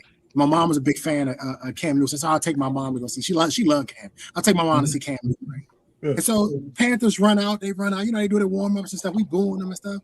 And my mom was like, "Where's Cam? Like, I don't see Cam. Where's Cam?" I'm like, "You know what? I don't see him either. Like, where is he? He wear number 1. He can't be that hard to find." Bro, this dude is so big. He was standing next to the offensive lineman. He looked like one of them. You're like, where's the quarterback at? Where's the quarterback? I said, oh no, he's standing. Hold on, he's standing with the offensive lineman. He's legit 6'5", 6'6". Yeah. He checks so many boxes for women. It's unreal. Man. Yeah. It's unreal. But see, here's the crazy thing about this to me. Here's the crazy thing about all of this. Y'all are talking about how Cam Newton stands out and he's exemplary and all of that. I think that all of this applies to a nigga that's been working his job for 10 years, has been promoted twice, ain't had no disciplinary issues. He takes care of all of this. It's the same exact thing for him. The same exact thing for a nigga that works a regular 9 to 5. He not about to waste his time fucking playing with you. This nigga got to be up at work in the morning. Yeah, I get what you're saying. He's like up there with the, man, them motherfuckers that you can't really touch them. Right. So these women, and it's funny because he gives them the illusion at first that they actually can be on his team. But he's like, no. You have to do exactly what I say or I'm cutting you. You get every day you got to go look on that wall to see if your name is still on the wall. It's still on the wall. And you know what? And you know what, JT? They're frustrated that Jasmine Brown was willing to play this game. She's willing to get on this program.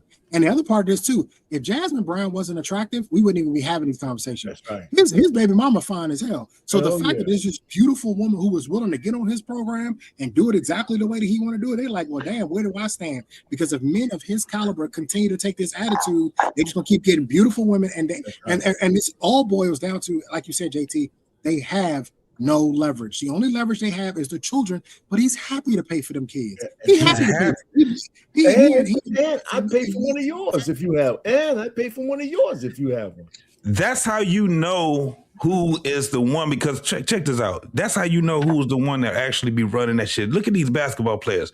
This is how you know these cats ain't really making enough money, bro, because these basketball players, like that one basketball player that had the little broad that got pregnant, one child, and she was trying to take his ass to the goddamn cleaners, wasn't he?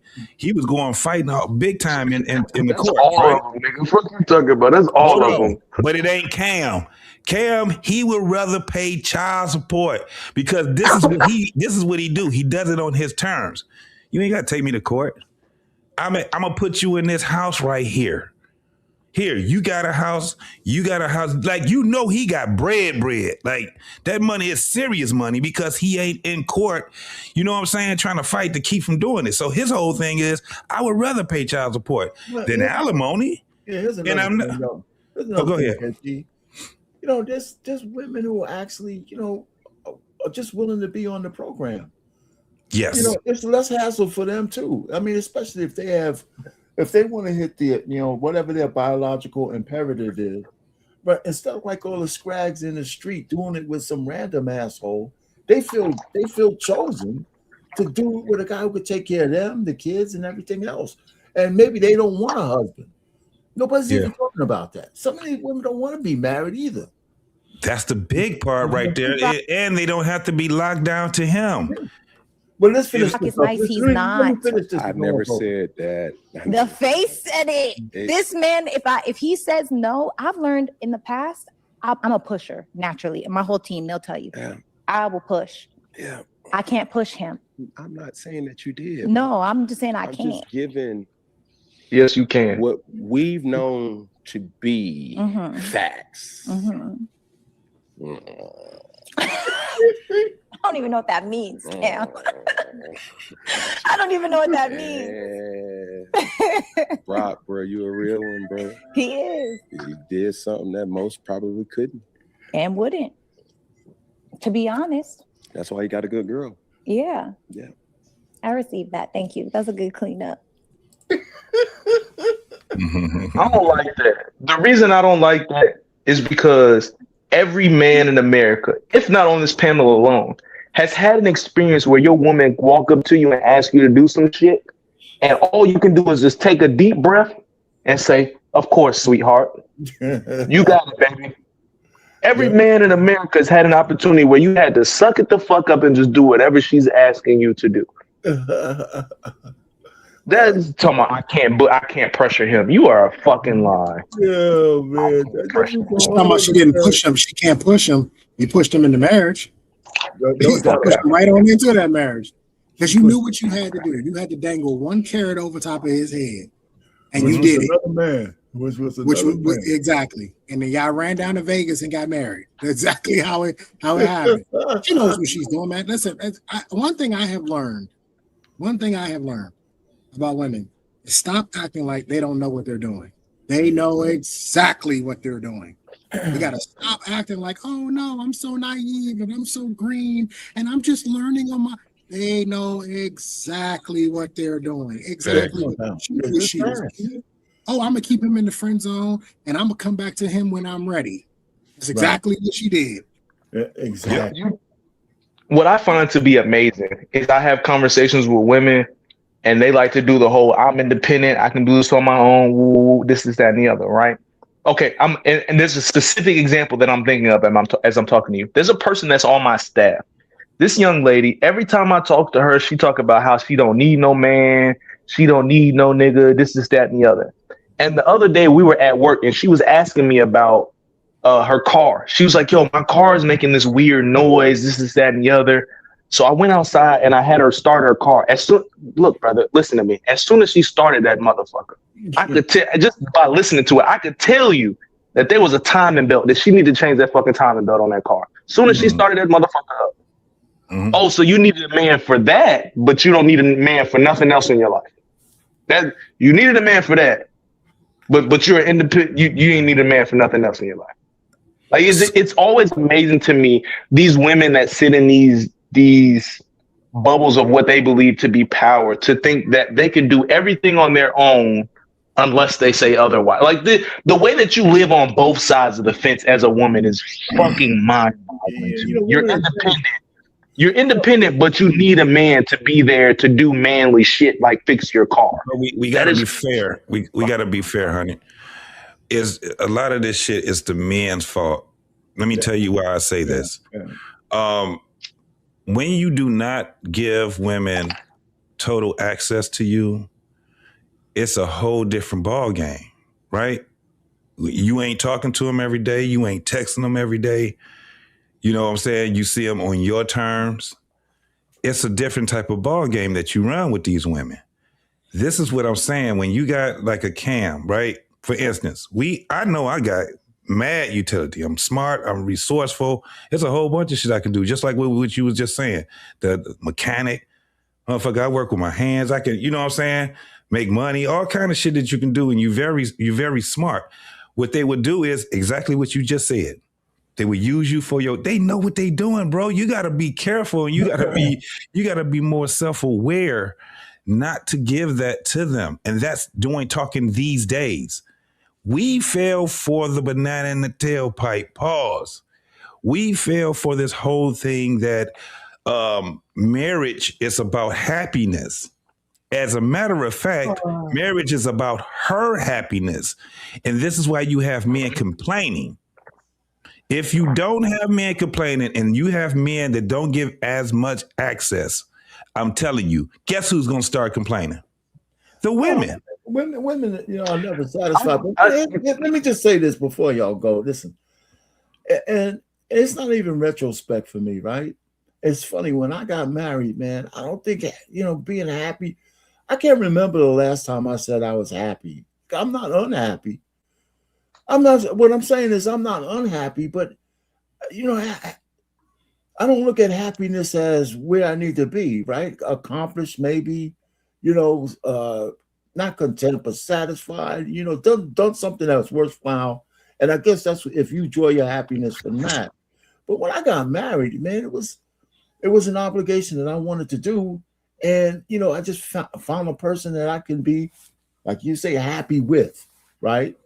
No, I said her happiness. Fuck your happiness. Let me finish. What I'm saying is, I never really, the other part of it, I never really try to make my wife happy. So let me ask this. Not for happiness' sake, because she always had things that made her happy, and I just let her have the pathway to get to those things. Some we did together, some she did on her own. And I just made sure that we had an environment where she could just thrive, and that made her happy. But man, I don't know if I said I got to make sure that this woman's happy every day of her life. Man, I was never that guy. Right, you wasn't. So real quick. So let me ask you. Let me ask this: as two guys that are married right now, and one has been married before. If I was to say that I'm divorced. Oh, my fault. Okay. So everyone here has been at least married at one point in time. At one point in time, you've at least been married before, if not currently. I know. No, I thought you said you got divorced. My fault, Trey. If I'm putting something on you that don't belong, I apologize. I thought you said y'all was married. Don't you dare put that evil juju on me. My fault, Ricky Bobby. I didn't mean to put no evil on you. I didn't mean to put no evil on you. Go ahead. What's the question? Yeah, man? go ahead. All right, baby. I love you. Go ahead. Okay, so the question, yes, go ahead. So marriage, what did it say? It was something I heard the other day. He said, a happy marriage is for your woman's happiness and a man's peace. Mhm. Does that make sense?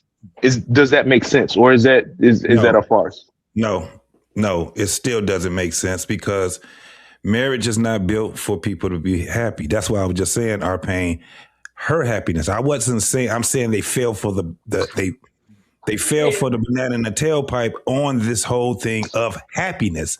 And they also fell for it for her happiness. What happens is that when you are going through life married, you find your own joy in the things that you do. That's why men be having hobbies and shit like that.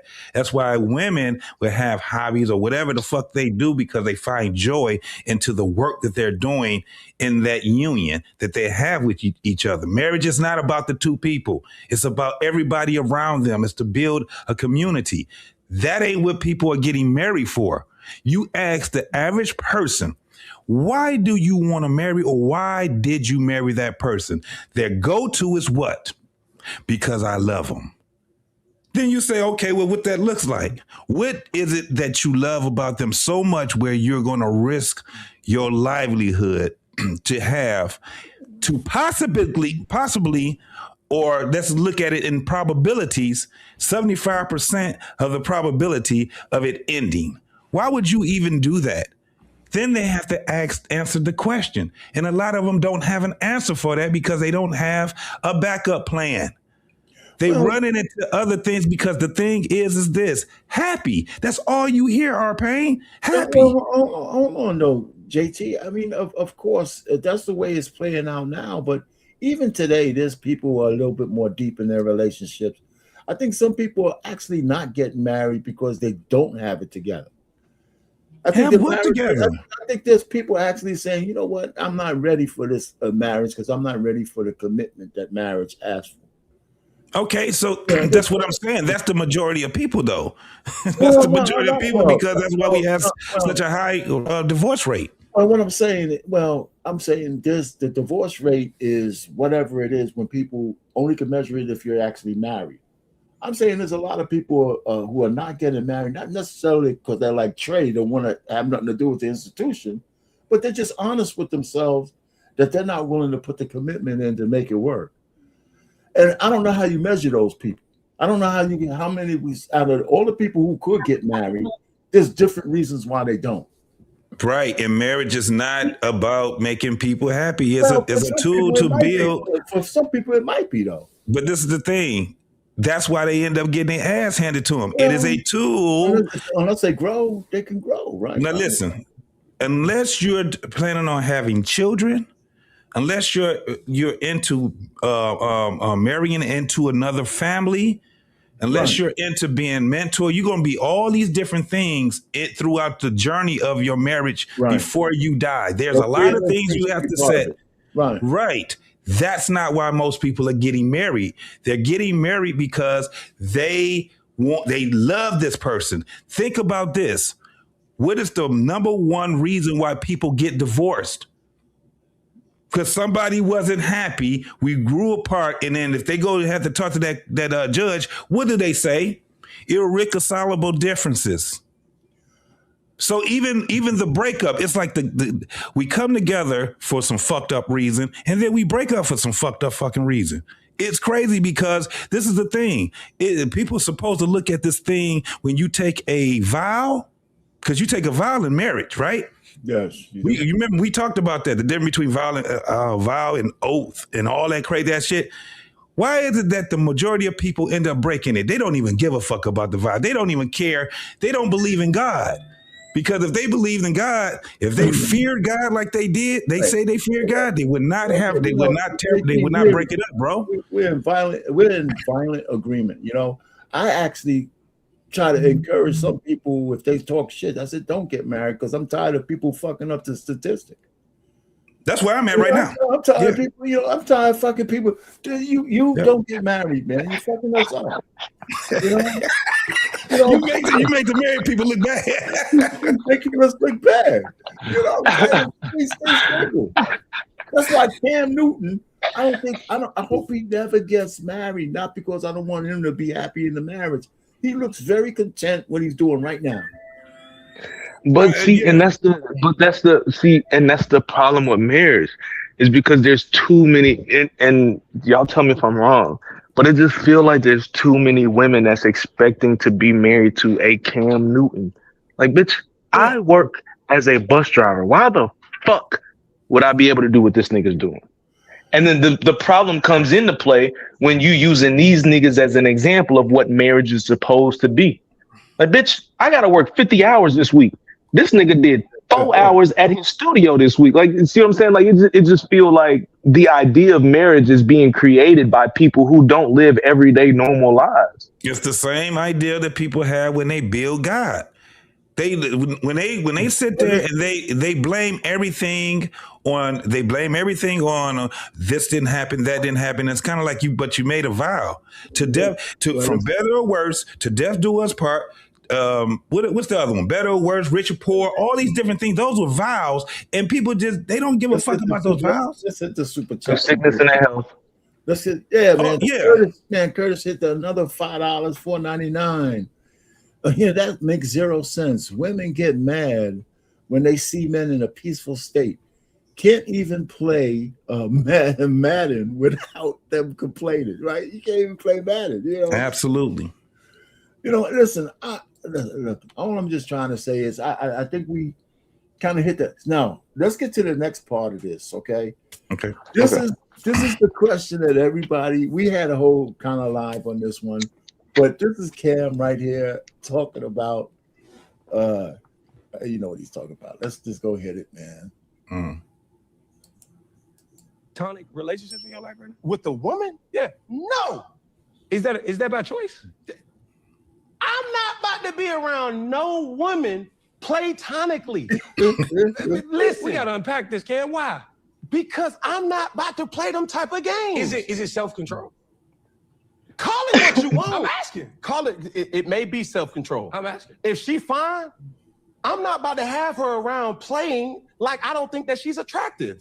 Is it possible to think someone's attractive and still behave yourself?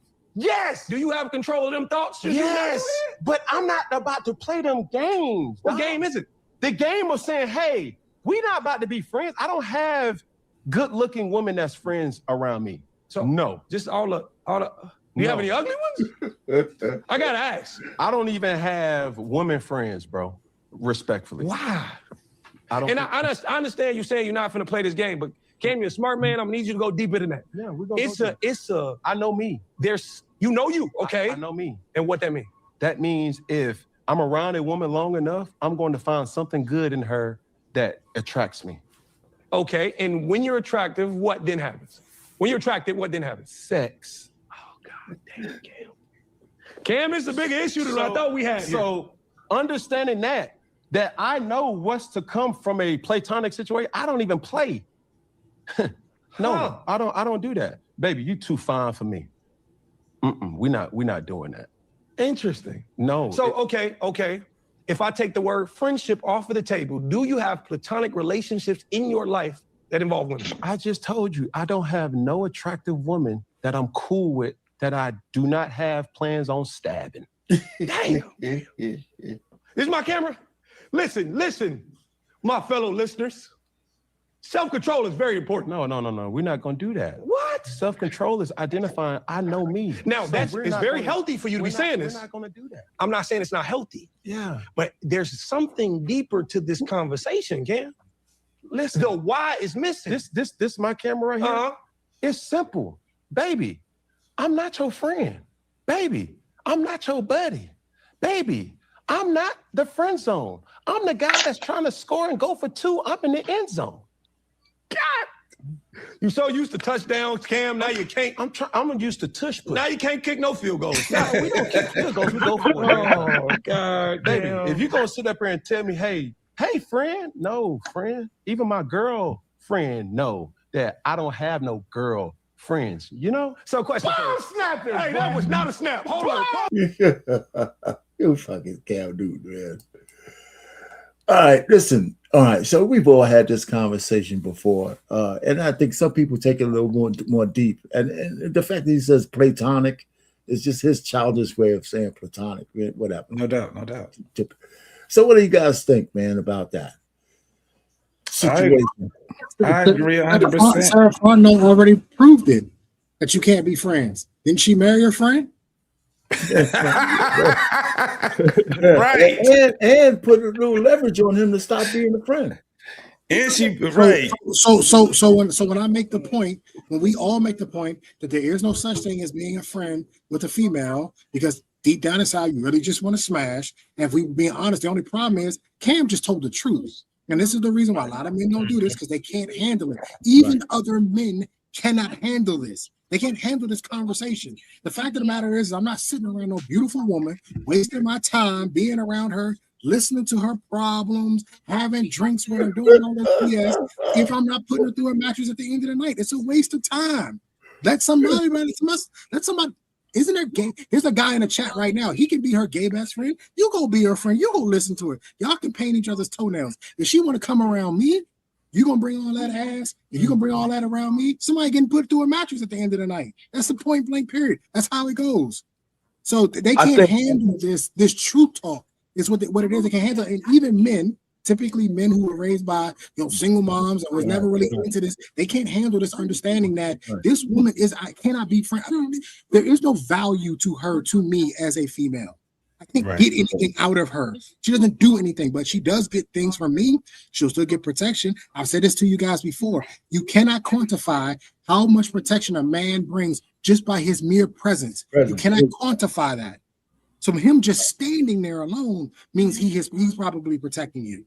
So you can't quantify it. So y'all two going out just to grab drinks has thwarted off who knows how many men that night. And you still didn't expect them to pay for them drinks, even though y'all platonic friends. There's always value. There's always value in a man. There's always value in a man. So this idea that we're going to be friends, we're not going to be friends. Sorry, you coming around me, somebody getting smashed. And here's the thing, Trey. The thing that's the most disingenuous part of it is women actually know that the only reason why they have those random male orbiters is because they extract something out of each man that's around them. That's what they do. They extract something from you. And like you said, what's the utility of, if a woman's not your business partner, your spouse, or a teacher, or something like that, what is the utility to a man that just have the chicks hanging around just talking shit? Her tits are dangling around, the nipples, it's a little air conditioning and shit. She's looking good. Heaven forbid she actually smells good. Holy shit. What am I doing with it? What am I doing here? And I'm looking at her, she's looking at me. What are we talking about? You get frustrated. And then she start, and then they may start thinking that they get so comfortable. Now she telling you about some nigga that she was dating. Well, and knowing that you're attracted to her. That's the point. Don't tell me that. Tell your girlfriend that shit. What makes you think I want to sit down here and hear your exploits with another fucking guy? And there's too many guys who are really not comfortable, will play the long game in the friend zone. Maybe that's what Brock was doing. But a lot of dudes are not now. To see a lot of the younger guys, like, Watts, how old are you again? 33. Yeah, his age. They ain't playing that motherfucking game no more with these bras, man. They ain't doing what my generation was doing. We had niggas was out there, and even during that time, niggas they would try to be friends with these fine ass. I'm talking about beautiful ass women. And I ain't talking about. See, I would consider a 6 and a 7 a beautiful woman. You dig what I'm saying? Right. Ain't a whole bunch of 10s, ain't a whole bunch of 9s. So y'all can get that out your fucking mind. Yeah, this is the thing, though. That's why I said that we have to limit, when you're in that field out there, you got to limit your access to them. This is exactly what Cam is saying. I'm not about to be here kicking and kiki and hi-hiing with you and shit, and I'm trying to fuck. Now imagine, let's just go with Cam. Let's just go with that part right there with him. Why would he do that? Every time he turns around, it's a bunch of fucking women either throwing panties at him or trying to be friends with him so they can get his utility. And this nigga got a lot of fucking resources. Money is one of them, and that's the big forefront, right? So if he's sitting here like a lot of these lame ass nigga that got money, sitting there making them friends, this is what they be trying to the code word niggas be using for women now, bro. No. This is my. Am I lying? They calling these women, bro. This is my little bro now. That's my. That's we used to say my sis, but that was always cold word. Shit, before we said sis, we used to say my cousin. We used to, you know what I'm saying? So here's the part that you ain't touched. Here's the part that you ain't touched in what you said. Because those of us that know how to fucking go out here, right? Some of us, we kept a fine ass girl as a friend around because a fine girl attracts other fine women. So even if you're not smashing the home girl that's cute or that's attractive or whatever, she's able to get other attractive. You see what I'm saying? So niggas know what's up. So even if you're not smashing her, you smashing what's close to her, which then by proximity, because of how women work by proximity, she's on the table too. But she watching you do all this. She watching you do all this work, nigga. She want her turn too. Yeah, but watch. Check this out. You got a bunch of bitches around you, though. See, that's the difference. That woman, like that one he was talking about she had the boyfriend, whatever. I guarantee he would have never married. She would have never married him if he actually showed her how he was really laying. I guarantee nigga had a bunch of goddamn women hanging around him. Cam ain't telling you that they ain't gonna hang around him. He just telling you, hey, they know what it is. They know what time it is when it comes down to it. They be working just like anybody else will. We got more of the thing, but the point is that Cam is absolutely telling them the truth. And when they say that he's out of control, he's showing the utmost control. He said, well, why I want to be in situations that could get me in trouble or that, that I don't need to be in, right? It's the proximity. Yeah. Hold on, R-Pain. How is he out of control because he's maintained leverage? Well, that's what I'm saying. I'm saying that's what the women are saying. He's out. If you listen to some of the people that say, but I'm challenging it. I think he's in full control. Yeah, that's what I agree with that. He's in full control. If he were married, he would have no control. That's exactly right. And so that's the point. I think that's what pisses him off. That he's a man who's living on his own terms. I think sisters have a trouble with that. This guy living on his own terms. Let's go ahead and hear some more of this because I have another question. No, do not snap. Even though we get dragged. Okay, this one is with the two sisters he had on, black women, and listen to what they say about his position on this. Let's go into our questions. All right, I just went viral for saying I don't have platonic friends that are women. Yes, I saw that. Is there a reason that we're saying platonic? Just out of curiosity. What's wrong with platonic? I thought it was platonic. Am I wrong or right? No, you say tomatoes or tomatoes? And click. You say pecan. All right, man. Okay, on the scale of what? 6? You talk about on a scale of 1 to 10? Yeah. 4. She's a 4. She's definitely. A matter of fact, no. I can't even. I gotta give her a blind 4 because when she take that fucking wig and them goddamn and that baby hair off, she might go down to a fucking 3. So I'm gonna say a blind 4. A blind. Here's the problem. If she take that shit off, she's probably a 5 if she take that stupid shit off. But because she wear that stupid shit, she a 4. You make a great point. Can I tell you this? I hate this look, R-Pain. This city girl look. Oh yeah, I hate it, bro. I hate it. It's played out. It's actually played out. So even before all these women started doing it, Kanye was clowning the fuck out of them. Remember that song he had when he said she got a black girlfriend, look like Michael Jackson got a white? That's what he was talking about. That shit right there with that baby hair. That was the shit he was talking. He was already clowning their ass. Okay, let's go a little bit more. Yeah, like we over here acting like we all graduated from college with doctors and masters and PhDs. I'm just kidding. But I was asking if there was a joke that I'm missing out on. No, it's platonic. Okay, go ahead. What would you like me to say it? How would you like? Just say what you want to say. Platonic. Play with it. So with your man, can he have platonic? Okay, on this side, what are we talking? I give her same score. I give her a 5. She looks like she's a little better looking. I can't tell. Again, a blind 5. A blind 5. Her forehead is so far back. Here's the thing. I'd give her a 6 because of the way that she's presenting. She looks like she'd be willing to talk to you instead of cussing you out. So I give her a 6 just off of how she presents. What? Not a 6. No. Just hear what I'm saying. I couldn't really give any woman a 6 if they got too much fucking makeup and hair on. I couldn't give them nothing. Bro, look. I think my hairline is bad. Her hairline, bro. We just think different. My hairline's bad. Hers is worse. Her hairline starts 2 inches behind the baby hair. Hey, brother. Hey. Black women got big ass foreheads, brother. That's just how I go. Black women just got big ass foreheads. So once you can accept that, then you're not surprised by a big ass forehead. I will not accept that. Listen to me. I know what my weakness is, nigga. Okay, I know what my weakness is, and I'm judging off of that curve.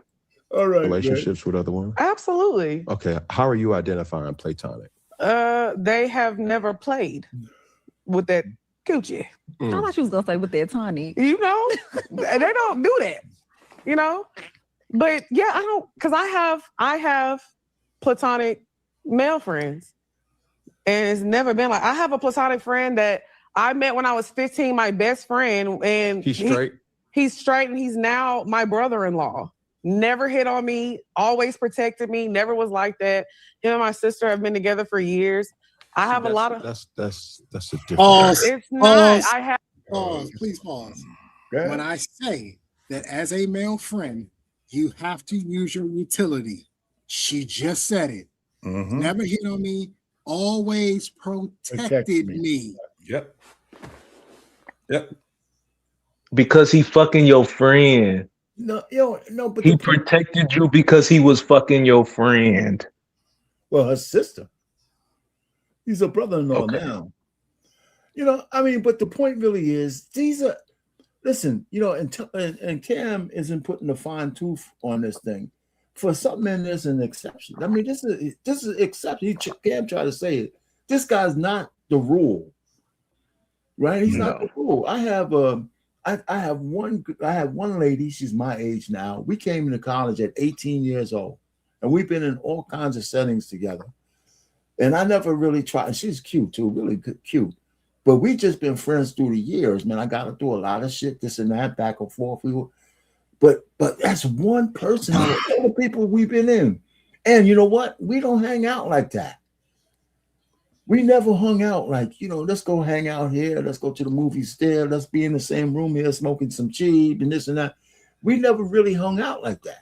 You know, so if you put a man and a woman in the proximity and they're hanging out just out of GP, come on. If you're both heterosexuals, man, the right music, the right cheap, the right wine, you know, some shit's going to happen. It's going to happen. And Cam said, I'd rather avoid that. Right.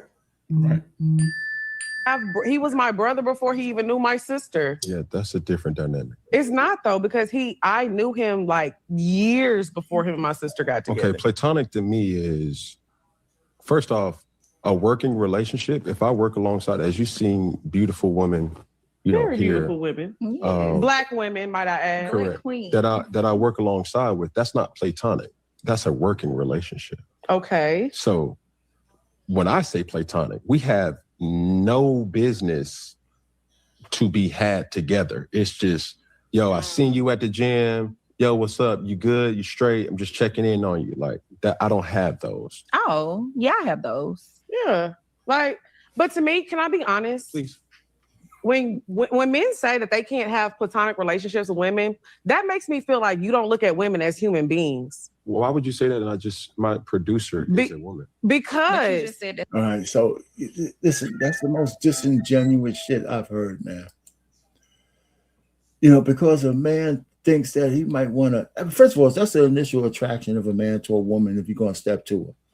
So to say that if a man wants to have sex with a woman, he's not looking at her as a human being, it's crazy. That's crazy talk. You know, and it's Cam, the opposite. Huh? I said, in fact, it's the opposite. Yeah, I mean, so he let that one go by. You don't look at us as human beings. What the fuck you talking about? They borrow those talking points with each other, man. It's like when one person say one thing, it's kind of like that word period. All you heard is everybody saying period. Now you got that whole clocky shit. Now you got this whole y'all don't see women as human beings. They all just borrow each other's fucking phrases. It sound good to me. I'm going to say it. That shit sounds crazy as fuck. It's crazy. And you know, the thing is, right? And the real saying really is, even though men, when they step to women, it's the attraction first. But the one saying that almost is universal is that a woman knows that she wants to give you some ass the very first time she sees you. Yeah. Yeah. And you got to do things to blow it, right? I mean, if you ain't a person that she could see having sex with, yeah, you can talk yourself out some pussy for real. Yeah. And you know, so they look at, I mean, that's how they look at you. So they size you up and all that kind of stuff. And you know, men say, well, what are we, a piece of meat? You know, right. That's what she's saying. So, you know, Cam is telling her, I don't want to just be a casual hang out with you in some casual space because I'm gonna be thinking about smash. Boom. Go ahead. Women don't see men as humans either. I'll give you a great example. Oh yeah. Shira Seven's husband just passed. Right. She was talking about him. How did she talk about him? Oh, like he was a wallet. Like he was a utility. Like a utility. What did they used to call us? Tool. That 80s word they used to call us a tool. That's what it was. Yeah, so let's keep it a buck. You see us as useful utilities. Right. We see you as sex objects. Right. Call it square. Let's call it even. Call it square. Yeah, that's right. Let's just call that human nature. I mean, you saw that young remember who did the guy who stands on the undisputed truth, the guy who does the street interviews. Yeah, the undesirable truth. Yeah, undesirable. He had this one young lady. She says she has 5 guys on rotation, and she just says, yeah, because each one plays a different role. Each one plays this, one plays that, and she just says it so casually. And she says the guy that she's giving the ass to, the number one guy, she says she'll never have I'll never have a relationship with that guy. What do you mean? But they see us as human, though, right? Yeah, that's human, crazy. Right? Yeah, that's wild. And so Cam is good that he doesn't just like fly off the handle and challenge these when they say stupid shit. He let them say it. It's a business relationship. Because you said that's a business relationship because they are working for you. They're showing up for you because they're getting paid. No shade. But I say this to say, if you can't have a normal, hey, what's up, Cam? How you been? Just checking on you. You good? Because you don't look at them like human beings that are not sexual. No, you're trying to shift the narrative that makes me out to be a person that doesn't know what I'm trying to refrain from, right? I don't want to have any loose ends. I don't want to put myself in a position that I know myself. It has nothing to do with me not looking at them as not being human beings or you not being human beings. But if we don't have nothing, and this is coming from a person, I don't have any male friends. So let's just throw that out there too. If we're not making money together, bro, if we're not doing anything that better ourselves, there's not a person that could be like, yo, like Cam's I don't like that he used that example to try to get out of this conversation. It's a poor example, but I see where he's going. I get what he's saying, right? I see where he's going, but maybe that's the only way he could have reached these ladies. But it just seems like he kind of is placating them a little bit to because they won't get it any other way. Former teammates, yeah, but we were former teammates. So do you believe that men and women? All right, so that was the end of that little clip. So here's our girl Cheyenne, who's back, and this brother asked her the same question. Men can have platonic friendships if both are attractive. No, I think that there are very, very rare anomaly relationships where men and women can do that. I don't think it happens often. And, but I do think it is possible, but I think it's rare. Right. Yeah. So you're future husband, would you let him have female friends if the female's attractive and single? Well, I don't care if she's attractive or not. I'm just not open to my guy having female friends. I like a man's man. I like a man who's, hanging with his boys, or they're going to watch a game, or they're in the man cave, or whatever they doing, they man thing. And I can kind of pop in and be like, oh, they're men being men. I don't want a man sitting on the phone with a woman. She can be ugly. It doesn't matter. It's just, that is not what I would be. Yeah. There you go. So she redeemed herself with me on that one. That's a good answer. That's bullshit. She ain't got the leverage. Because for most men, you're not going to have the leverage to be dictating who's going to be his friends or not. No, Just not going to happen. But the question was, does she see a man and woman being platonic friends? She said no. No, he also asked her, would you allow your husband to have female friends, whether if they was beautiful female friends? And that's when she had my hope to answer that. She ain't got no motherfucking, well, it may be some nigga that give her that leverage where you can't tell me who the fuck is gonna be my friends and shit like that. You out your goddamn mind. Yeah, JT, man, let's stay on point though, because the fact is, there's some things we'll do for our wives and some things we don't. But what reason would you have to have some female friends for if they don't have no use for you other than just to be hanging out with? And why did you think otherwise? Because you wouldn't allow your wife to do that shit. So this is the thing. Friends are, when you start talking about having friends, I have female friends. I don't sit up. I'm about to explain it. But you ain't married though. I was married for 10 years. I was married and I have female friends. So you agree, you think men and women could be friends then? No, I was about to explain it. That's why let me explain it. Well, okay, I'm not having no female friends where I'm at her fucking house sitting on my stomach eating pumpkin seeds and shit. My female friends are very distant. It was so when I heard what Cam said, I don't even have male friends like that, right?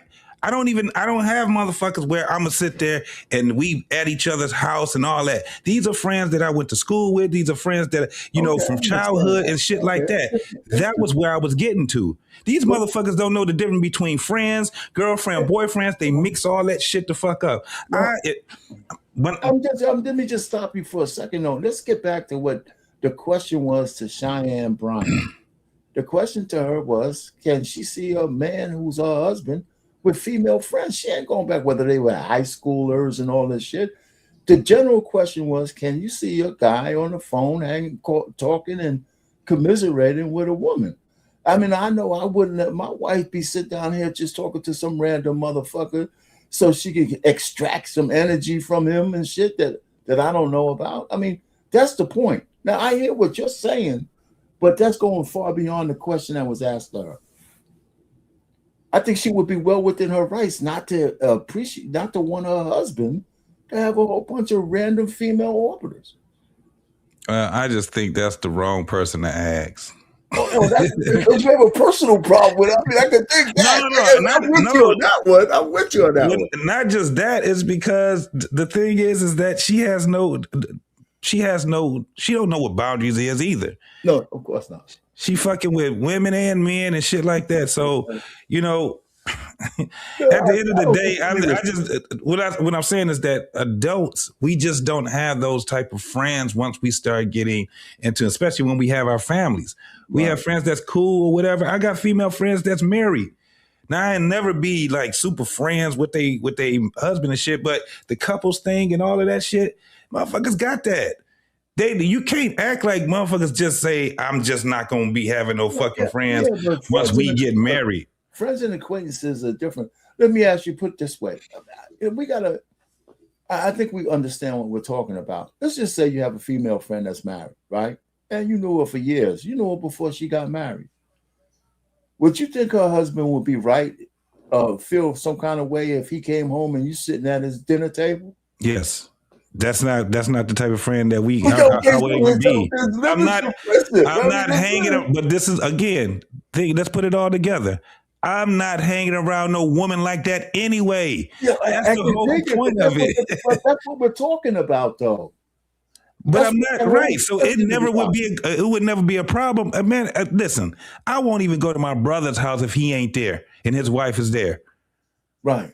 Yeah. So that's just common. That's common shit. I'm not. Listen, if you at the age right now, especially at my fucking age, and your ass is over there talking on the phone and twiddling and whatever the fuck you doing with a person for the majority of your fucking day, you don't need to be with me anyway.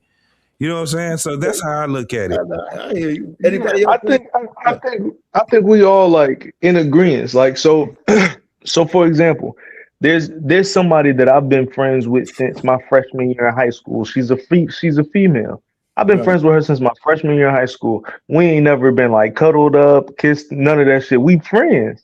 However, I know what the fuck it looked like for me to be at her house at 1 o'clock in the afternoon when her man at work. And work. I know what that looked like. You feel me? Like, even though I've known her for as long as I've known her, I know what the fuck that looks like. Not only for me, I know what it looks like for her. I don't even want her in a position where she has to answer to her man and be like, oh, so you just got a nigga at my house while I'm at work. Type of like, I don't even want to present that for her. I know what nigga, fuck out of here. That makes no sense. It makes zero sense in the world. Fact. Yeah, man. Zero sense in the world. Because even if that is my platonic friend, because she is my platonic friend, I know what that presents to her relationship.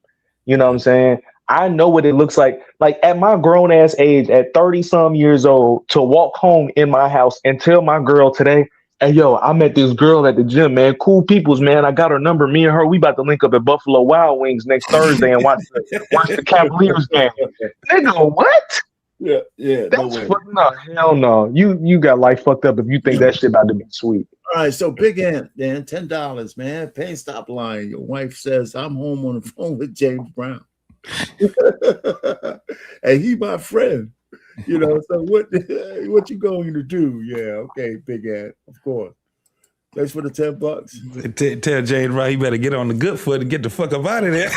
Yeah, man. Tell Big Ant, man, you're on shaky ground, brother. It's gonna be the big payback. Big payback. It pays the cost to be the boss, bro. My friend about to fly me out to Detroit. Listen, so I mean, this is my thing. So, I guess in the end of this thing, one, you know, there's exceptions to every rule in terms of this friendship thing. But going back to Cam, I think that a man, especially these days, it's almost no longer it's no longer tradition, I guess, even in the best of times, to say that people are going to get married and have kids. People are having kids whether they get married or not, right? And to keep fighting the battle that in order to have structured children, you got to do it within a marriage. I think we need to start talking about, if you have kids that are being shared through households, how do we make the best out of that situation? Because that's where we are. It's not how we want it to be, but that's where we are, right? More, especially in the Black community. I mean, I think most kids are born in not broken home, bifurcated homes. Even if they're broken, right? Even if the two people get along. Yeah. I just saw this. There's a trend now. A great deal of women are having babies by guys they're not even in a relationship by the time the kids is born. Yeah. So, you know, I mean, how do you make the best out of that shit? Telling them to be married is certainly not the answer. Yeah, so what happened was the behaviors of the majority of people had involuntarily made this world a polygamous world or a polyamorous world. If you actually look at it by default. Okay. By motherfucking default. Everybody is sharing fucking children and sharing households and shit like that. It looks fucking crazy, man. Right. It looks, especially when you have a woman that has all of her kids. It's crazy. She has all of her kids and she'll have 5 kids. All of them got 5 different dads, right? Yeah. That shit look crazy as hell, looks mismatched. And then you look at this dynamic too, Payne. So you would have a man living with a woman with other men's kids. Mm-hmm. And that man is on child support. And the woman that he's living with probably got her baby fathers on child support too. You know how crazy that shit sounds, man, to even look at it? I'm in a relationship paying child support for my kids with a woman that got another nigga paying child support for his kids. That shit is wild as fuck. That's where we at now. Here's another one that nobody really talks about, and maybe it's not. I just want to say for the record before you go, Payne, this nigga just described my household. Just for the record.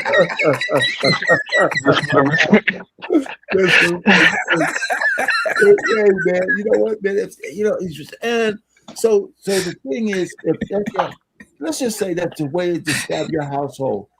There's got to be a way to navigate that shit to where it's not as bad, right? I mean, we got to be. Fucking guy laughing his ass off. He said, "Shit, man." Hey, JT, JT come over my house and shit, man. How do you know? But how do you navigate that shit? And let's ask this question. So, is Cam Newton and Nick Cannon are they bad? Are they bad? Or what you call it? Are they bad for the community? No, they are rich examples of what the fuck is happening right now. JT just said it. Look, I'm trying to have conversations because Cam Newton is exactly what the fuck I'm doing right now, but this nigga got a bankroll to do it. Yeah. You see what I'm saying? Like, I agree with JT. Like, that's what the fuck is happening. Cam Newton and Nick Cannon are both prime examples of what the fuck is happening every day right now.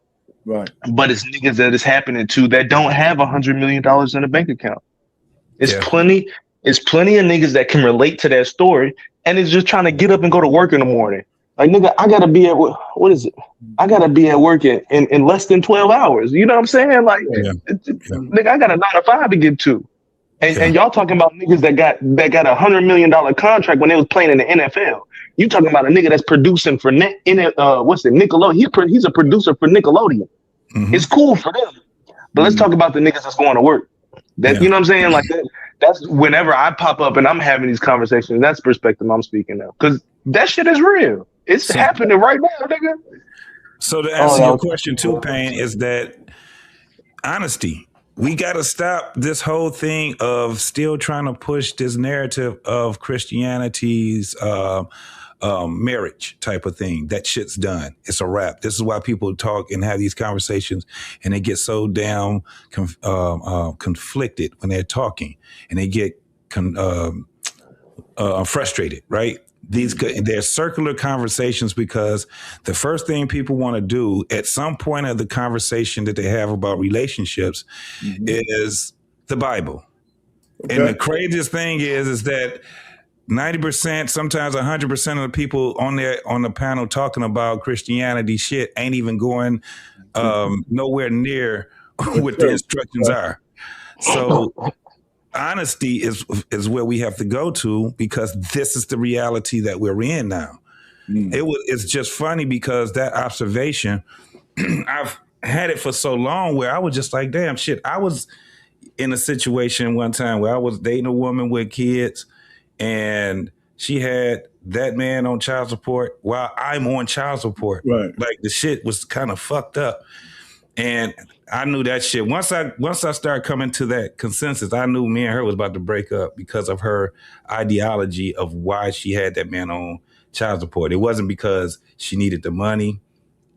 It was because she still had some, angst towards that man.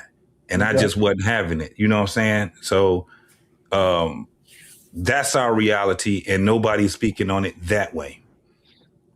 That's why. The only thing I would push back with is I think that there's a time and place for everything. I think that the folks who believe in covenant marriage, I think they should go on and continue to do that and preach that to the people who want to hear it.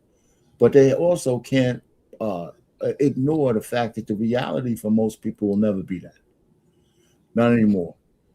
I don't think we shouldn't. I don't think we still shouldn't talk about it and preach it. Let me just say this: there's an elite. The way we need to talk about it is that there's a special elite type of people that would do those type of things on having the traditional marriage and these things like that. If you out here playing games, you can't do it. You disqualify yourself being in that space of that type of marriage. You come over here with the rest of us and you start trying to piece this shit together from where you at from there. Not trying to do the shit, you know what I'm saying, that those people over there are doing. If they want to, you know what I'm saying, go by the doctrine of the Bible or Quran or whatever it is that they want to do. There's nothing. I don't think we should ever stop talking about it, but I think we need to start being 100% honest. Most of us need to be honest and be like, that ain't what I want. That's not what I want. Yeah, I can see. I mean, that's, that's having a good conversation. Yeah. So that's, there you go. Let me see if that works here. Anyway, but what else is there? I mean, so there's a couple of things. The Cam is like the centerpiece for these kind of things now. Mm-hmm. I think that's exactly where he wants to be. He gets a lot of content out of that. Yes, he does. No, he does, man. And so that's good because he's the one guy who can, I can live on his own terms and have all these women come at him and they kind of expose themselves because a lot of them know they don't qualify for a guy like that. The unfortunate reality is black women rage pays a lot of money. It does. It does. And him being able to live the way that he is, it pisses a lot of black women off. And unfortunately, that pays a lot of money. Because again, what he's doing right now, excuse me, is the reality for a lot of people. We done had plenty of conversations on these panels. Excuse me. We've had plenty of conversations on these panels to talk about how women are competing for a certain percentage of men. We've had those conversations, and the men that live in those percentages, you don't really hear a lot from them. You don't really hear a lot of their perspective and what happens being the men that actually exist in that certain percentage. And he happens to be somebody that lives in that percentage and can actually do everything it is that he's saying in that percentage. And it pisses people off because we all competing to get into this space. But now we finding out that the people that exist in this space ain't exactly what we need to be looking for. Oh my God, it's too late. Yeah, we here now, baby. We here now. Yeah. Y'all done had umpteen babies with niggas that live in this space. So what do we do now? Damn. I do have one more bonus thing for all of you guys. For sure.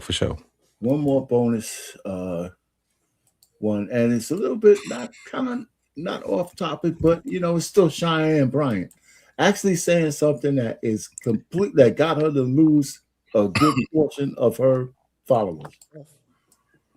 Who's more delusional right now, men or women?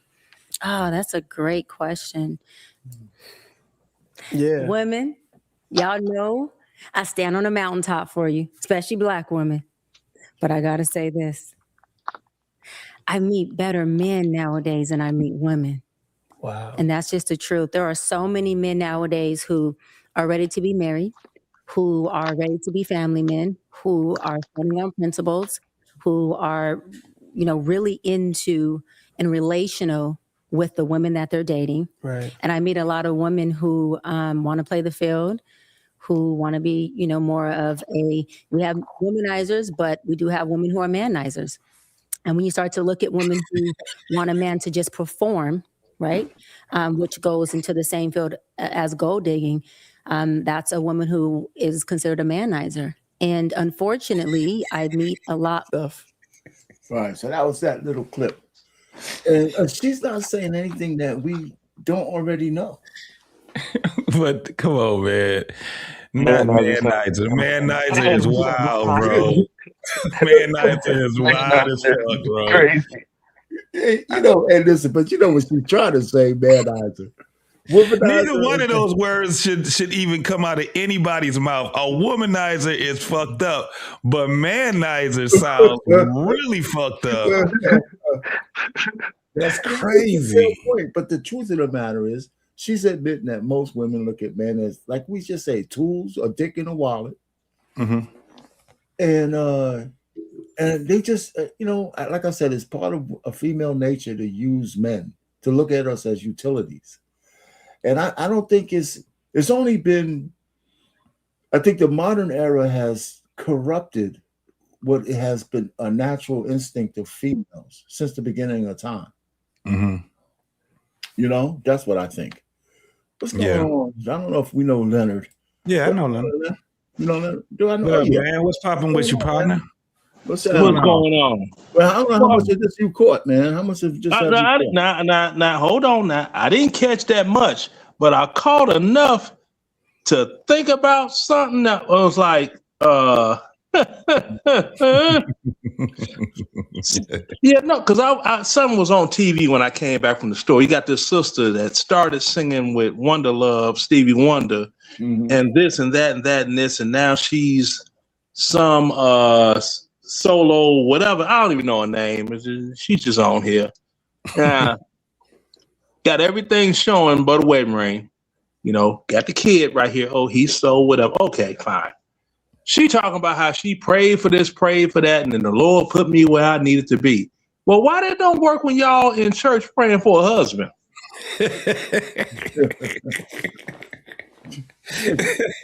Did I take too long? No, you didn't take long at all.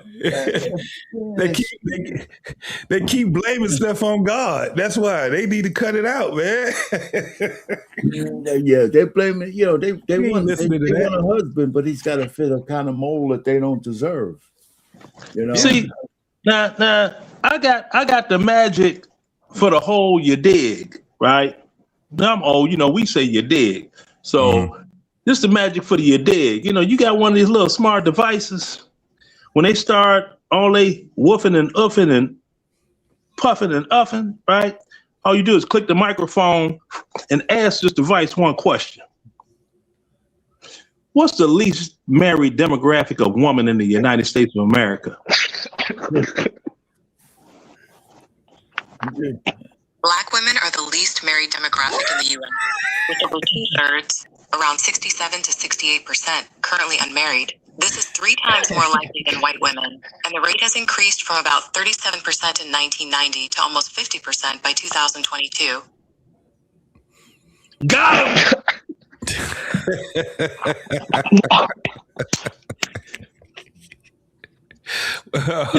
Siri, what's the least married demographic of woman in the United States?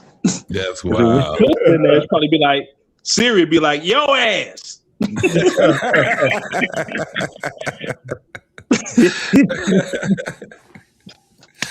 Yeah, man. They gotta stop. They gotta stop blaming everything on God. Yeah. They certainly do. I'm trying to find out a good configuration there. But go ahead, man. What else? So have you seen any of this stuff from Cam Newton stuff about him? I've been hearing about it, but I've been caught up in the doggone sprinkle debacle. Oh, okay. What you mean? The fact that she just used her husband until he died? Yeah, and the fact that they didn't have it like that. Oh, is that right? Yeah. Oh, yeah. He was 70 when he died, so that means that he stopped working about 5 years ago, and Oracle doesn't have a pension, so Oh man. Oh, and where she live at? I ain't gonna dock nobody on here. That's what he worked for Oracle. Yeah. Oh damn. It's an SQL dude, right? Mm-hmm. I probably software. Yeah. I probably just talked to him. My company is moving over to Oracle right now. So damn. So see now where they live, and I know this because I know somebody that live there, right? They be complaining about their property taxes, right? Who doesn't? $10,000 a year. Yeah, that's fair. So if he had the house insured, whereas the house is paid for because he croaked, then property taxes still got to be paid.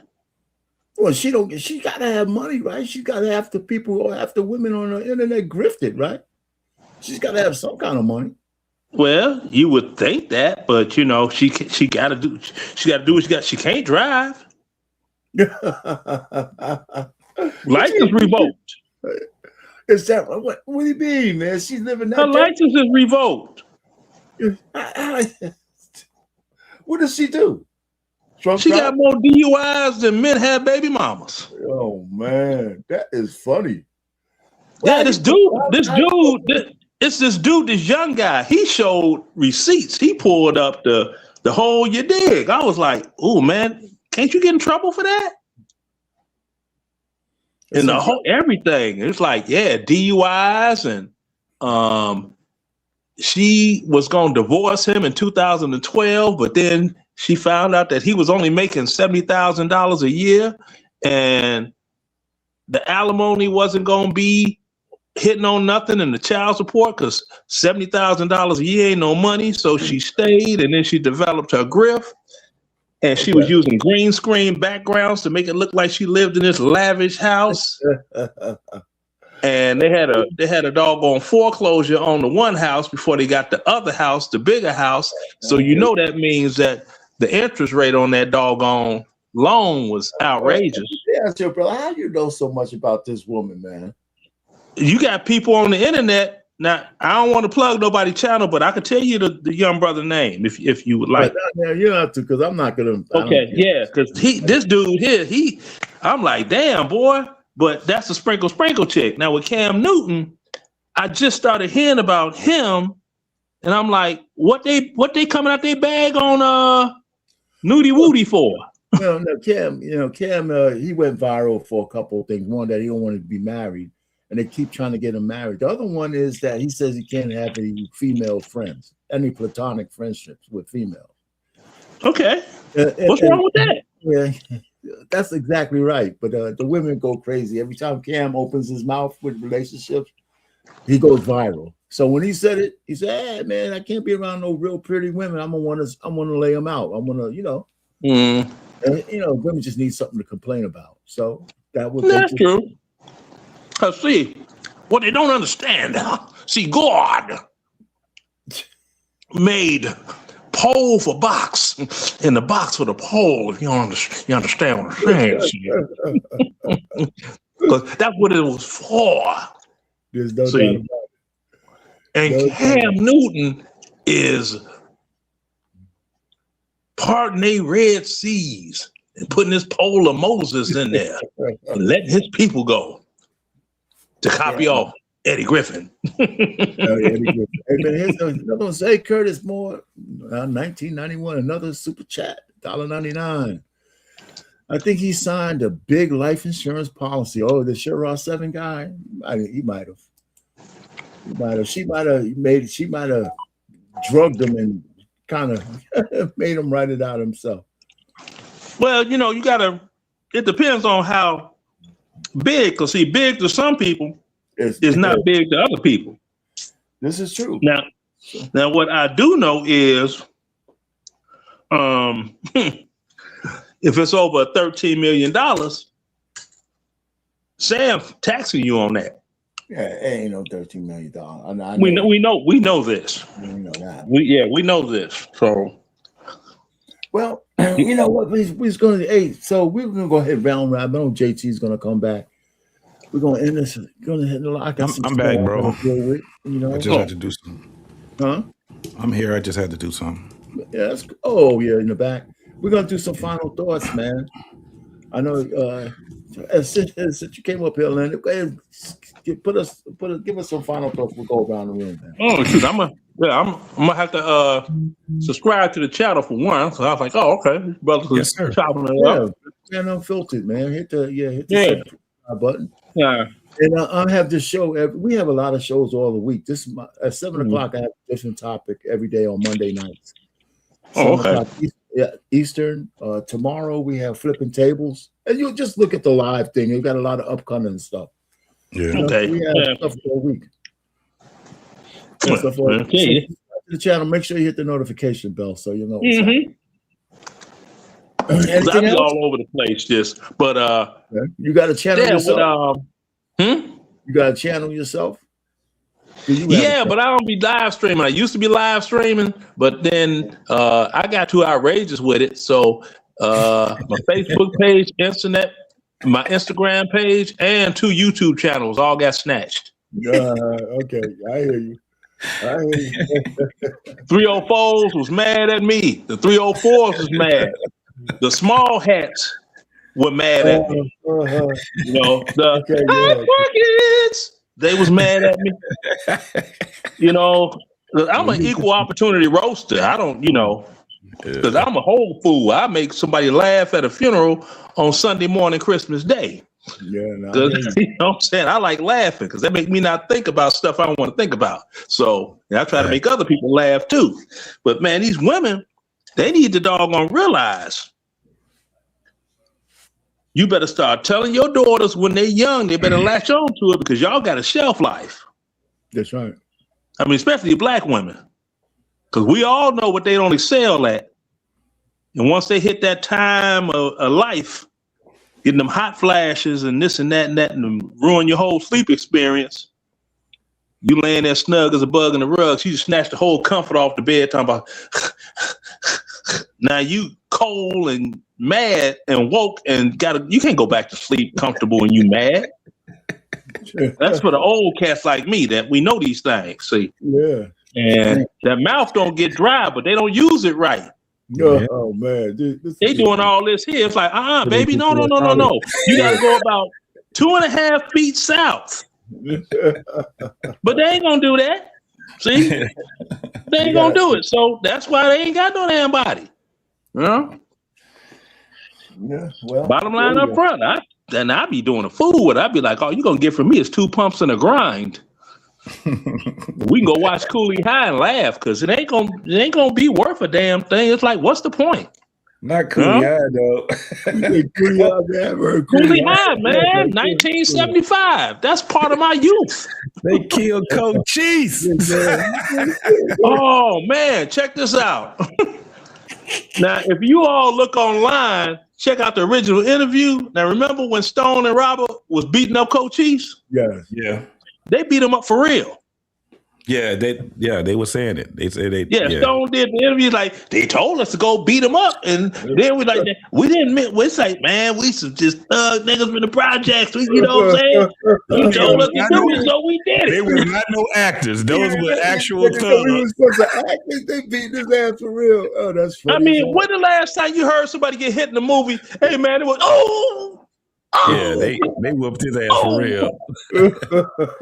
I was like, that's realistic. Then I seen the interview and I was like, oh damn, they whooped his ass for real. That's It's like my man Leon. Ain't nobody coming to see you, Otis. That wasn't in the script. He threw that in there. That's why everybody remembered. It just flowed natural. Yeah. Big man, I gotta go back and watch Cooley High again. Oh yeah. Yeah, just watch the, because the only one that was like sound effect was the last hit. That guy, he was an actor. When he turned this way and he hit his neck on the, that's supposed to have been like the death. Because didn't the light skinned dude get killed in some shit in the streets? It was a dice game. He got shot up at a dice game or something over Cabrini Green or something like that. Yeah. Yeah, man. So Stone was the only one that was still left. And that's a great interview. He's like, man, can you imagine a limousine come to the projects, man? Stone looked like somebody's preacher now. Shit, Stone was a thug for real back in the day, boy. You seen him in the movie. He looked like a reverend now. Yeah, people saw doggone Robert, and they thought that was doggone what's my man name that always whine when he talking movies? Oh man, I don't know what you gonna do, man. They did think that was what's his name? Damn, what's his damn name? The wine dude, he always whine talk. Man, oh man. What's his name? He was gonna get rich or die trying. Oh, I'm a nigga now, man. See, man, you know I love you, Marcus, man. I'm right when I'm wrong, and I'm still right, even though I was wrong, man. What is that dude's name, man? Terrence Howard. Terrence Howard. Yeah, Terrence Oh, Howard. oh, see, I know Terrence. Yeah. People thought that was him and Cooley High. You was doing a terrible. You was doing a terrible Terrence Howard impersonation. That dude, Terrence Howard, do look like that guy, man. Terrence Howard, but Terrence Howard was like Terrence Howard, like close to my age, bro. On the screen, he cried every time you're on there, man. He cried his ass off. Mm-hmm. All right, man. What you got? 100 watts. Yeah. Get out of here. And look, niggas just really moving and shaking out here. Ain't about to just have female friends for the sake of female friends. Most of the men that you have that are platonic friends are just waiting for the opportunity to bend you over and make you touch your toes. That is the truth. That is the reality. And if you think some of your boyfriends is gonna be okay with you having a platonic friend, you got life fucked up. So you call it whatever you want. Have fun with that. What about it, man? Is that every fucking woman, man, who's been alive understands that. They know that. I mean, that's the problem. I hate the fact that they keep gaslighting like they don't understand that the only reason why they have these random male orbiters is that each one of them is like sharks in the water waiting for the opportunity. Yeah. You know, and even though, and it also proves that most men are going to be respectful from the standpoint that they're not going to force it. But, you know, there's got to be a special kind of adrenaline these women get knowing that the guys that are around them want to plug them. Yeah. There's a certain amount of attention and certain amount, this guy likes me. You know, I'm not giving him anything, but I could extract almost anything from him because I could dangle a carrot in front of him and he's going to keep chasing that shit right off the cliff. And they do it all the time. Yeah, I tell you. You got this one. I can't speak for other brothers, but you know, it ain't enough Hennessy in the world for me to hit that. Every time I look at her, I think about Leslie Jones. Leslie Jones as a doggone blue collar worker. Oh, that's Leslie. I couldn't do it, dog. Leslie, I be throwing up every time That's what I'm saying. You know what? I hear you guys talking. I hear y'all talking. It ain't enough Hennessy. Ain't enough Hennessy. But I don't, you know. I know what you mean, but you know, there's a lot of guys who plug some shit that they say they will never touch. But yeah, she get penis. But let me tell you something, bro. You gotta, Hey, listen, man. Somebody married Sadie Edebay, the big chick. Yeah, the big black chick. Somebody married her. Right? Yeah, the one yeah. Who was that? That was a little skinny white guy. Yeah, that's a little skinny white guy. Got the you finish. said, oh no. So Cinnabay, this is the thing though, with her. That she got her a little skinny white man that ended up giving her twin babies too, that actually loves her. This is the thing. She does not, I follow her. She has an actual pleasant personality. She's cool. You know what I'm saying? She ain't no Leslie Jones act like a dude. And from what I hear, a lot of people say she funky. She stink. I mean, no, come on now. Look at her. Don't she look like a nigga that we used to shoot dice with? Shit, the nigga I used to run from. Leave the Ghostbuster alone, man. You know. I'm serious. That's the thing, man. With that one, but you know, some of them, like, remember Eve? Yeah, with Eve, what? Rough Riders. Wow. Remember her? Yeah. She got married, disappeared. Ain't nobody heard nothing else from her. That dude took her back to England or some damn where. It's over. Yeah. But Eve was also, she was funny looking, but she also was kind of cute. She had that, you know how some girls be like, they kind of funny looking. She was fun size. She was a fun size woman. About him. It ain't nothing about Leslie Jones that made me be like, I mean, Leslie Jones is a product of the fact that she grew up, you know, not being, she grew up with that inferiority complex, and she thinks the only way she could be funny is being married. Now, she can't even change. She can't even switch up. Yeah. What She I mean, the thing about she look like she gonna race me to chug a beer and smash the can on her forehead. I'm cool Right. on that. And smack you on your But that's ass the after thing. I she do mean, it. So let's stop beating up Leslie Jones. What's next, JT? We yeah. I mean, because you got So some Leonard, other ones. I would, I would have, but I wouldn't have. Well, I would have because she got money. That tennis player chick. Oh, Serena.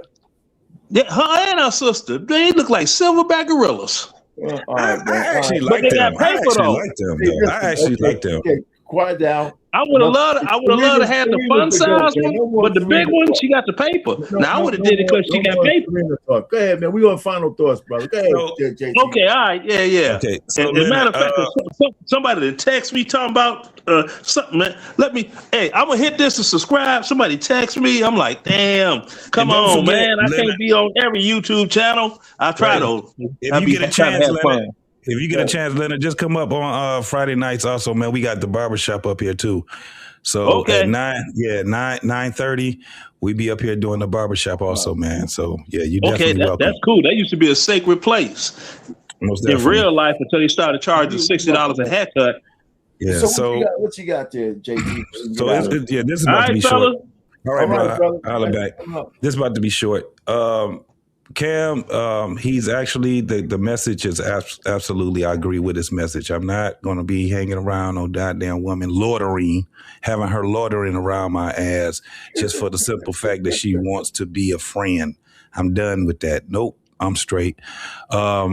We need to go, and I think our pain that will be kind of dope for us to talk about the change of landscape of marriage, the way that we talk about it, the way that it is, the reality of it.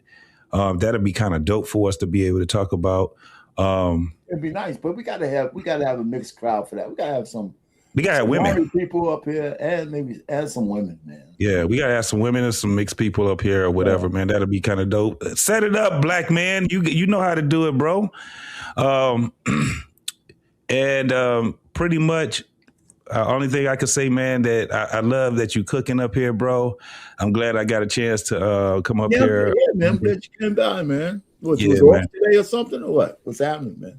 No, I just got a chance to get to the house early. That's all. Just got a chance to get to the house early. So, yeah, because I be like, damn, because I watch your shit the next day. Right, I always watch it the next day, but since I'm on it already, I don't even watch it. I ain't watching it. I put a couple of shorts and shit like that so people will know that you out here rocking and stuff like that. Man, we was we was up there 5 hours, man. It was Saturday. We ain't did that in a long time, Payne, up here. Yeah, we was up there for a while, man, and that was a great conversation we had too. That shit was. So I mean, because the conversations start one way and they kind of veer off, man, just to keep things going. Yeah. I mean, I just thought I was gonna. I mean, people talk about Cam, but now that I see, the kind of people he has on and the conversation he had, he found a good niche. Yeah, he found a good niche because these women actually look at him as a prototype kind of guy, and he's sitting outside, out of reach for most women, And so, but he's getting better at the craft. That's for sure. He's getting better. What I learned to respect though was this, because I was kind of hard on Cam. I done used a lot of his content. Yeah, but when he let some things slide, that's cool, because it's kind of like him giving us the oop. He giving us the alley oop. You know what I'm saying?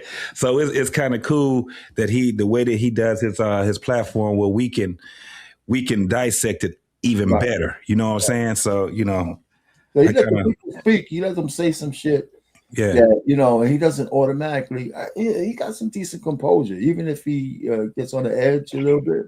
Yeah, I mean, he got a personality on him. I deal with that. He got a personality with him. Matter of fact, I think I watch his stuff more than I would watch Shay. I don't even too much. The only reason why I watch Shay sometimes is when they, I mean, Shay is cool too, man. I ain't about to get on these brothers like that, man. In a while, I mean, it depends on if he has when he's doing his guests. Yeah, I haven't really been interested in any of those. Yeah, he went a different route. He's not even in competition with Cam. He has his own niche. Cam has his own niche. Oh, yeah. I just start to appreciate these brothers a lot better now. Even though they let shit slide, but I'm like, okay. It was one time, Payne, when we was on here and I was doing some shit and I was like, damn, this nigga either a genius or he's stupid. I'm on the side of he's a genius with what he I'm does. gonna just say, because y'all talking about two niggas that do great content during the football season. Okay, the football season over with. It's about to get spooky out here. It's about to be a lot of ugly ass content while football is not going on. So let's just go ahead and keep that in mind, because it's gonna get spooky for a little while. No doubt. So yeah, man, that's all I got, bro. That's all I got, man. Great content, brother. Man, I have to do a little bit of kind of a spotlight on Cam Newton, man. It's fun, man. Yeah, I never heard of this woman Sarah Fontenot before, so she's a good looker. But damn sure she connived the man into marrying her, man. I'm thinking that's the woman that was going viral when she was saying all kind of men centric talking things, and she was going. I think that's her. That one. I never seen her before until I saw her IG or TikTok or whatever. She was going viral with some of the stuff she was saying, but I was like, that shit sound regurgitated. You know what I'm saying? Most of it is, right. Most of it really is. Oh, and what's new under the sun? To tell you the truth, that's true. Dr. I hate to call her Dr. Cheyenne Bryant admitting that women are delusional. I wonder what her game is on that one. We'll find out. Look, just go find her other interview and watch how she contradicts herself. So okay, because she lost a lot of women, man. I said, no, you can't say we're delusional. Yeah, anyway, man. Yeah. All right, brothers. All right, man. All right, man. Everybody have a good night, man. Yes, sir. Yes, sir. Y'all take it easy, man. Most definitely. Tomorrow, Flippin Tables, BMU. Flippin Tables, y'all. So all right. Yeah. Hey, and listen, man. Thanks for stopping by. Saying whatever the hell you're saying. Trey and Alyssa, man, we have a good time, man. Later on. All right, man. All right. At some point, we all got to come together. No. Yeah. Everybody got opinions. Let's talk about it. Communication is key. Let's build around it. We do this for the people. The people founded it. Black love, stay strong. No way around it. We anti-genocide.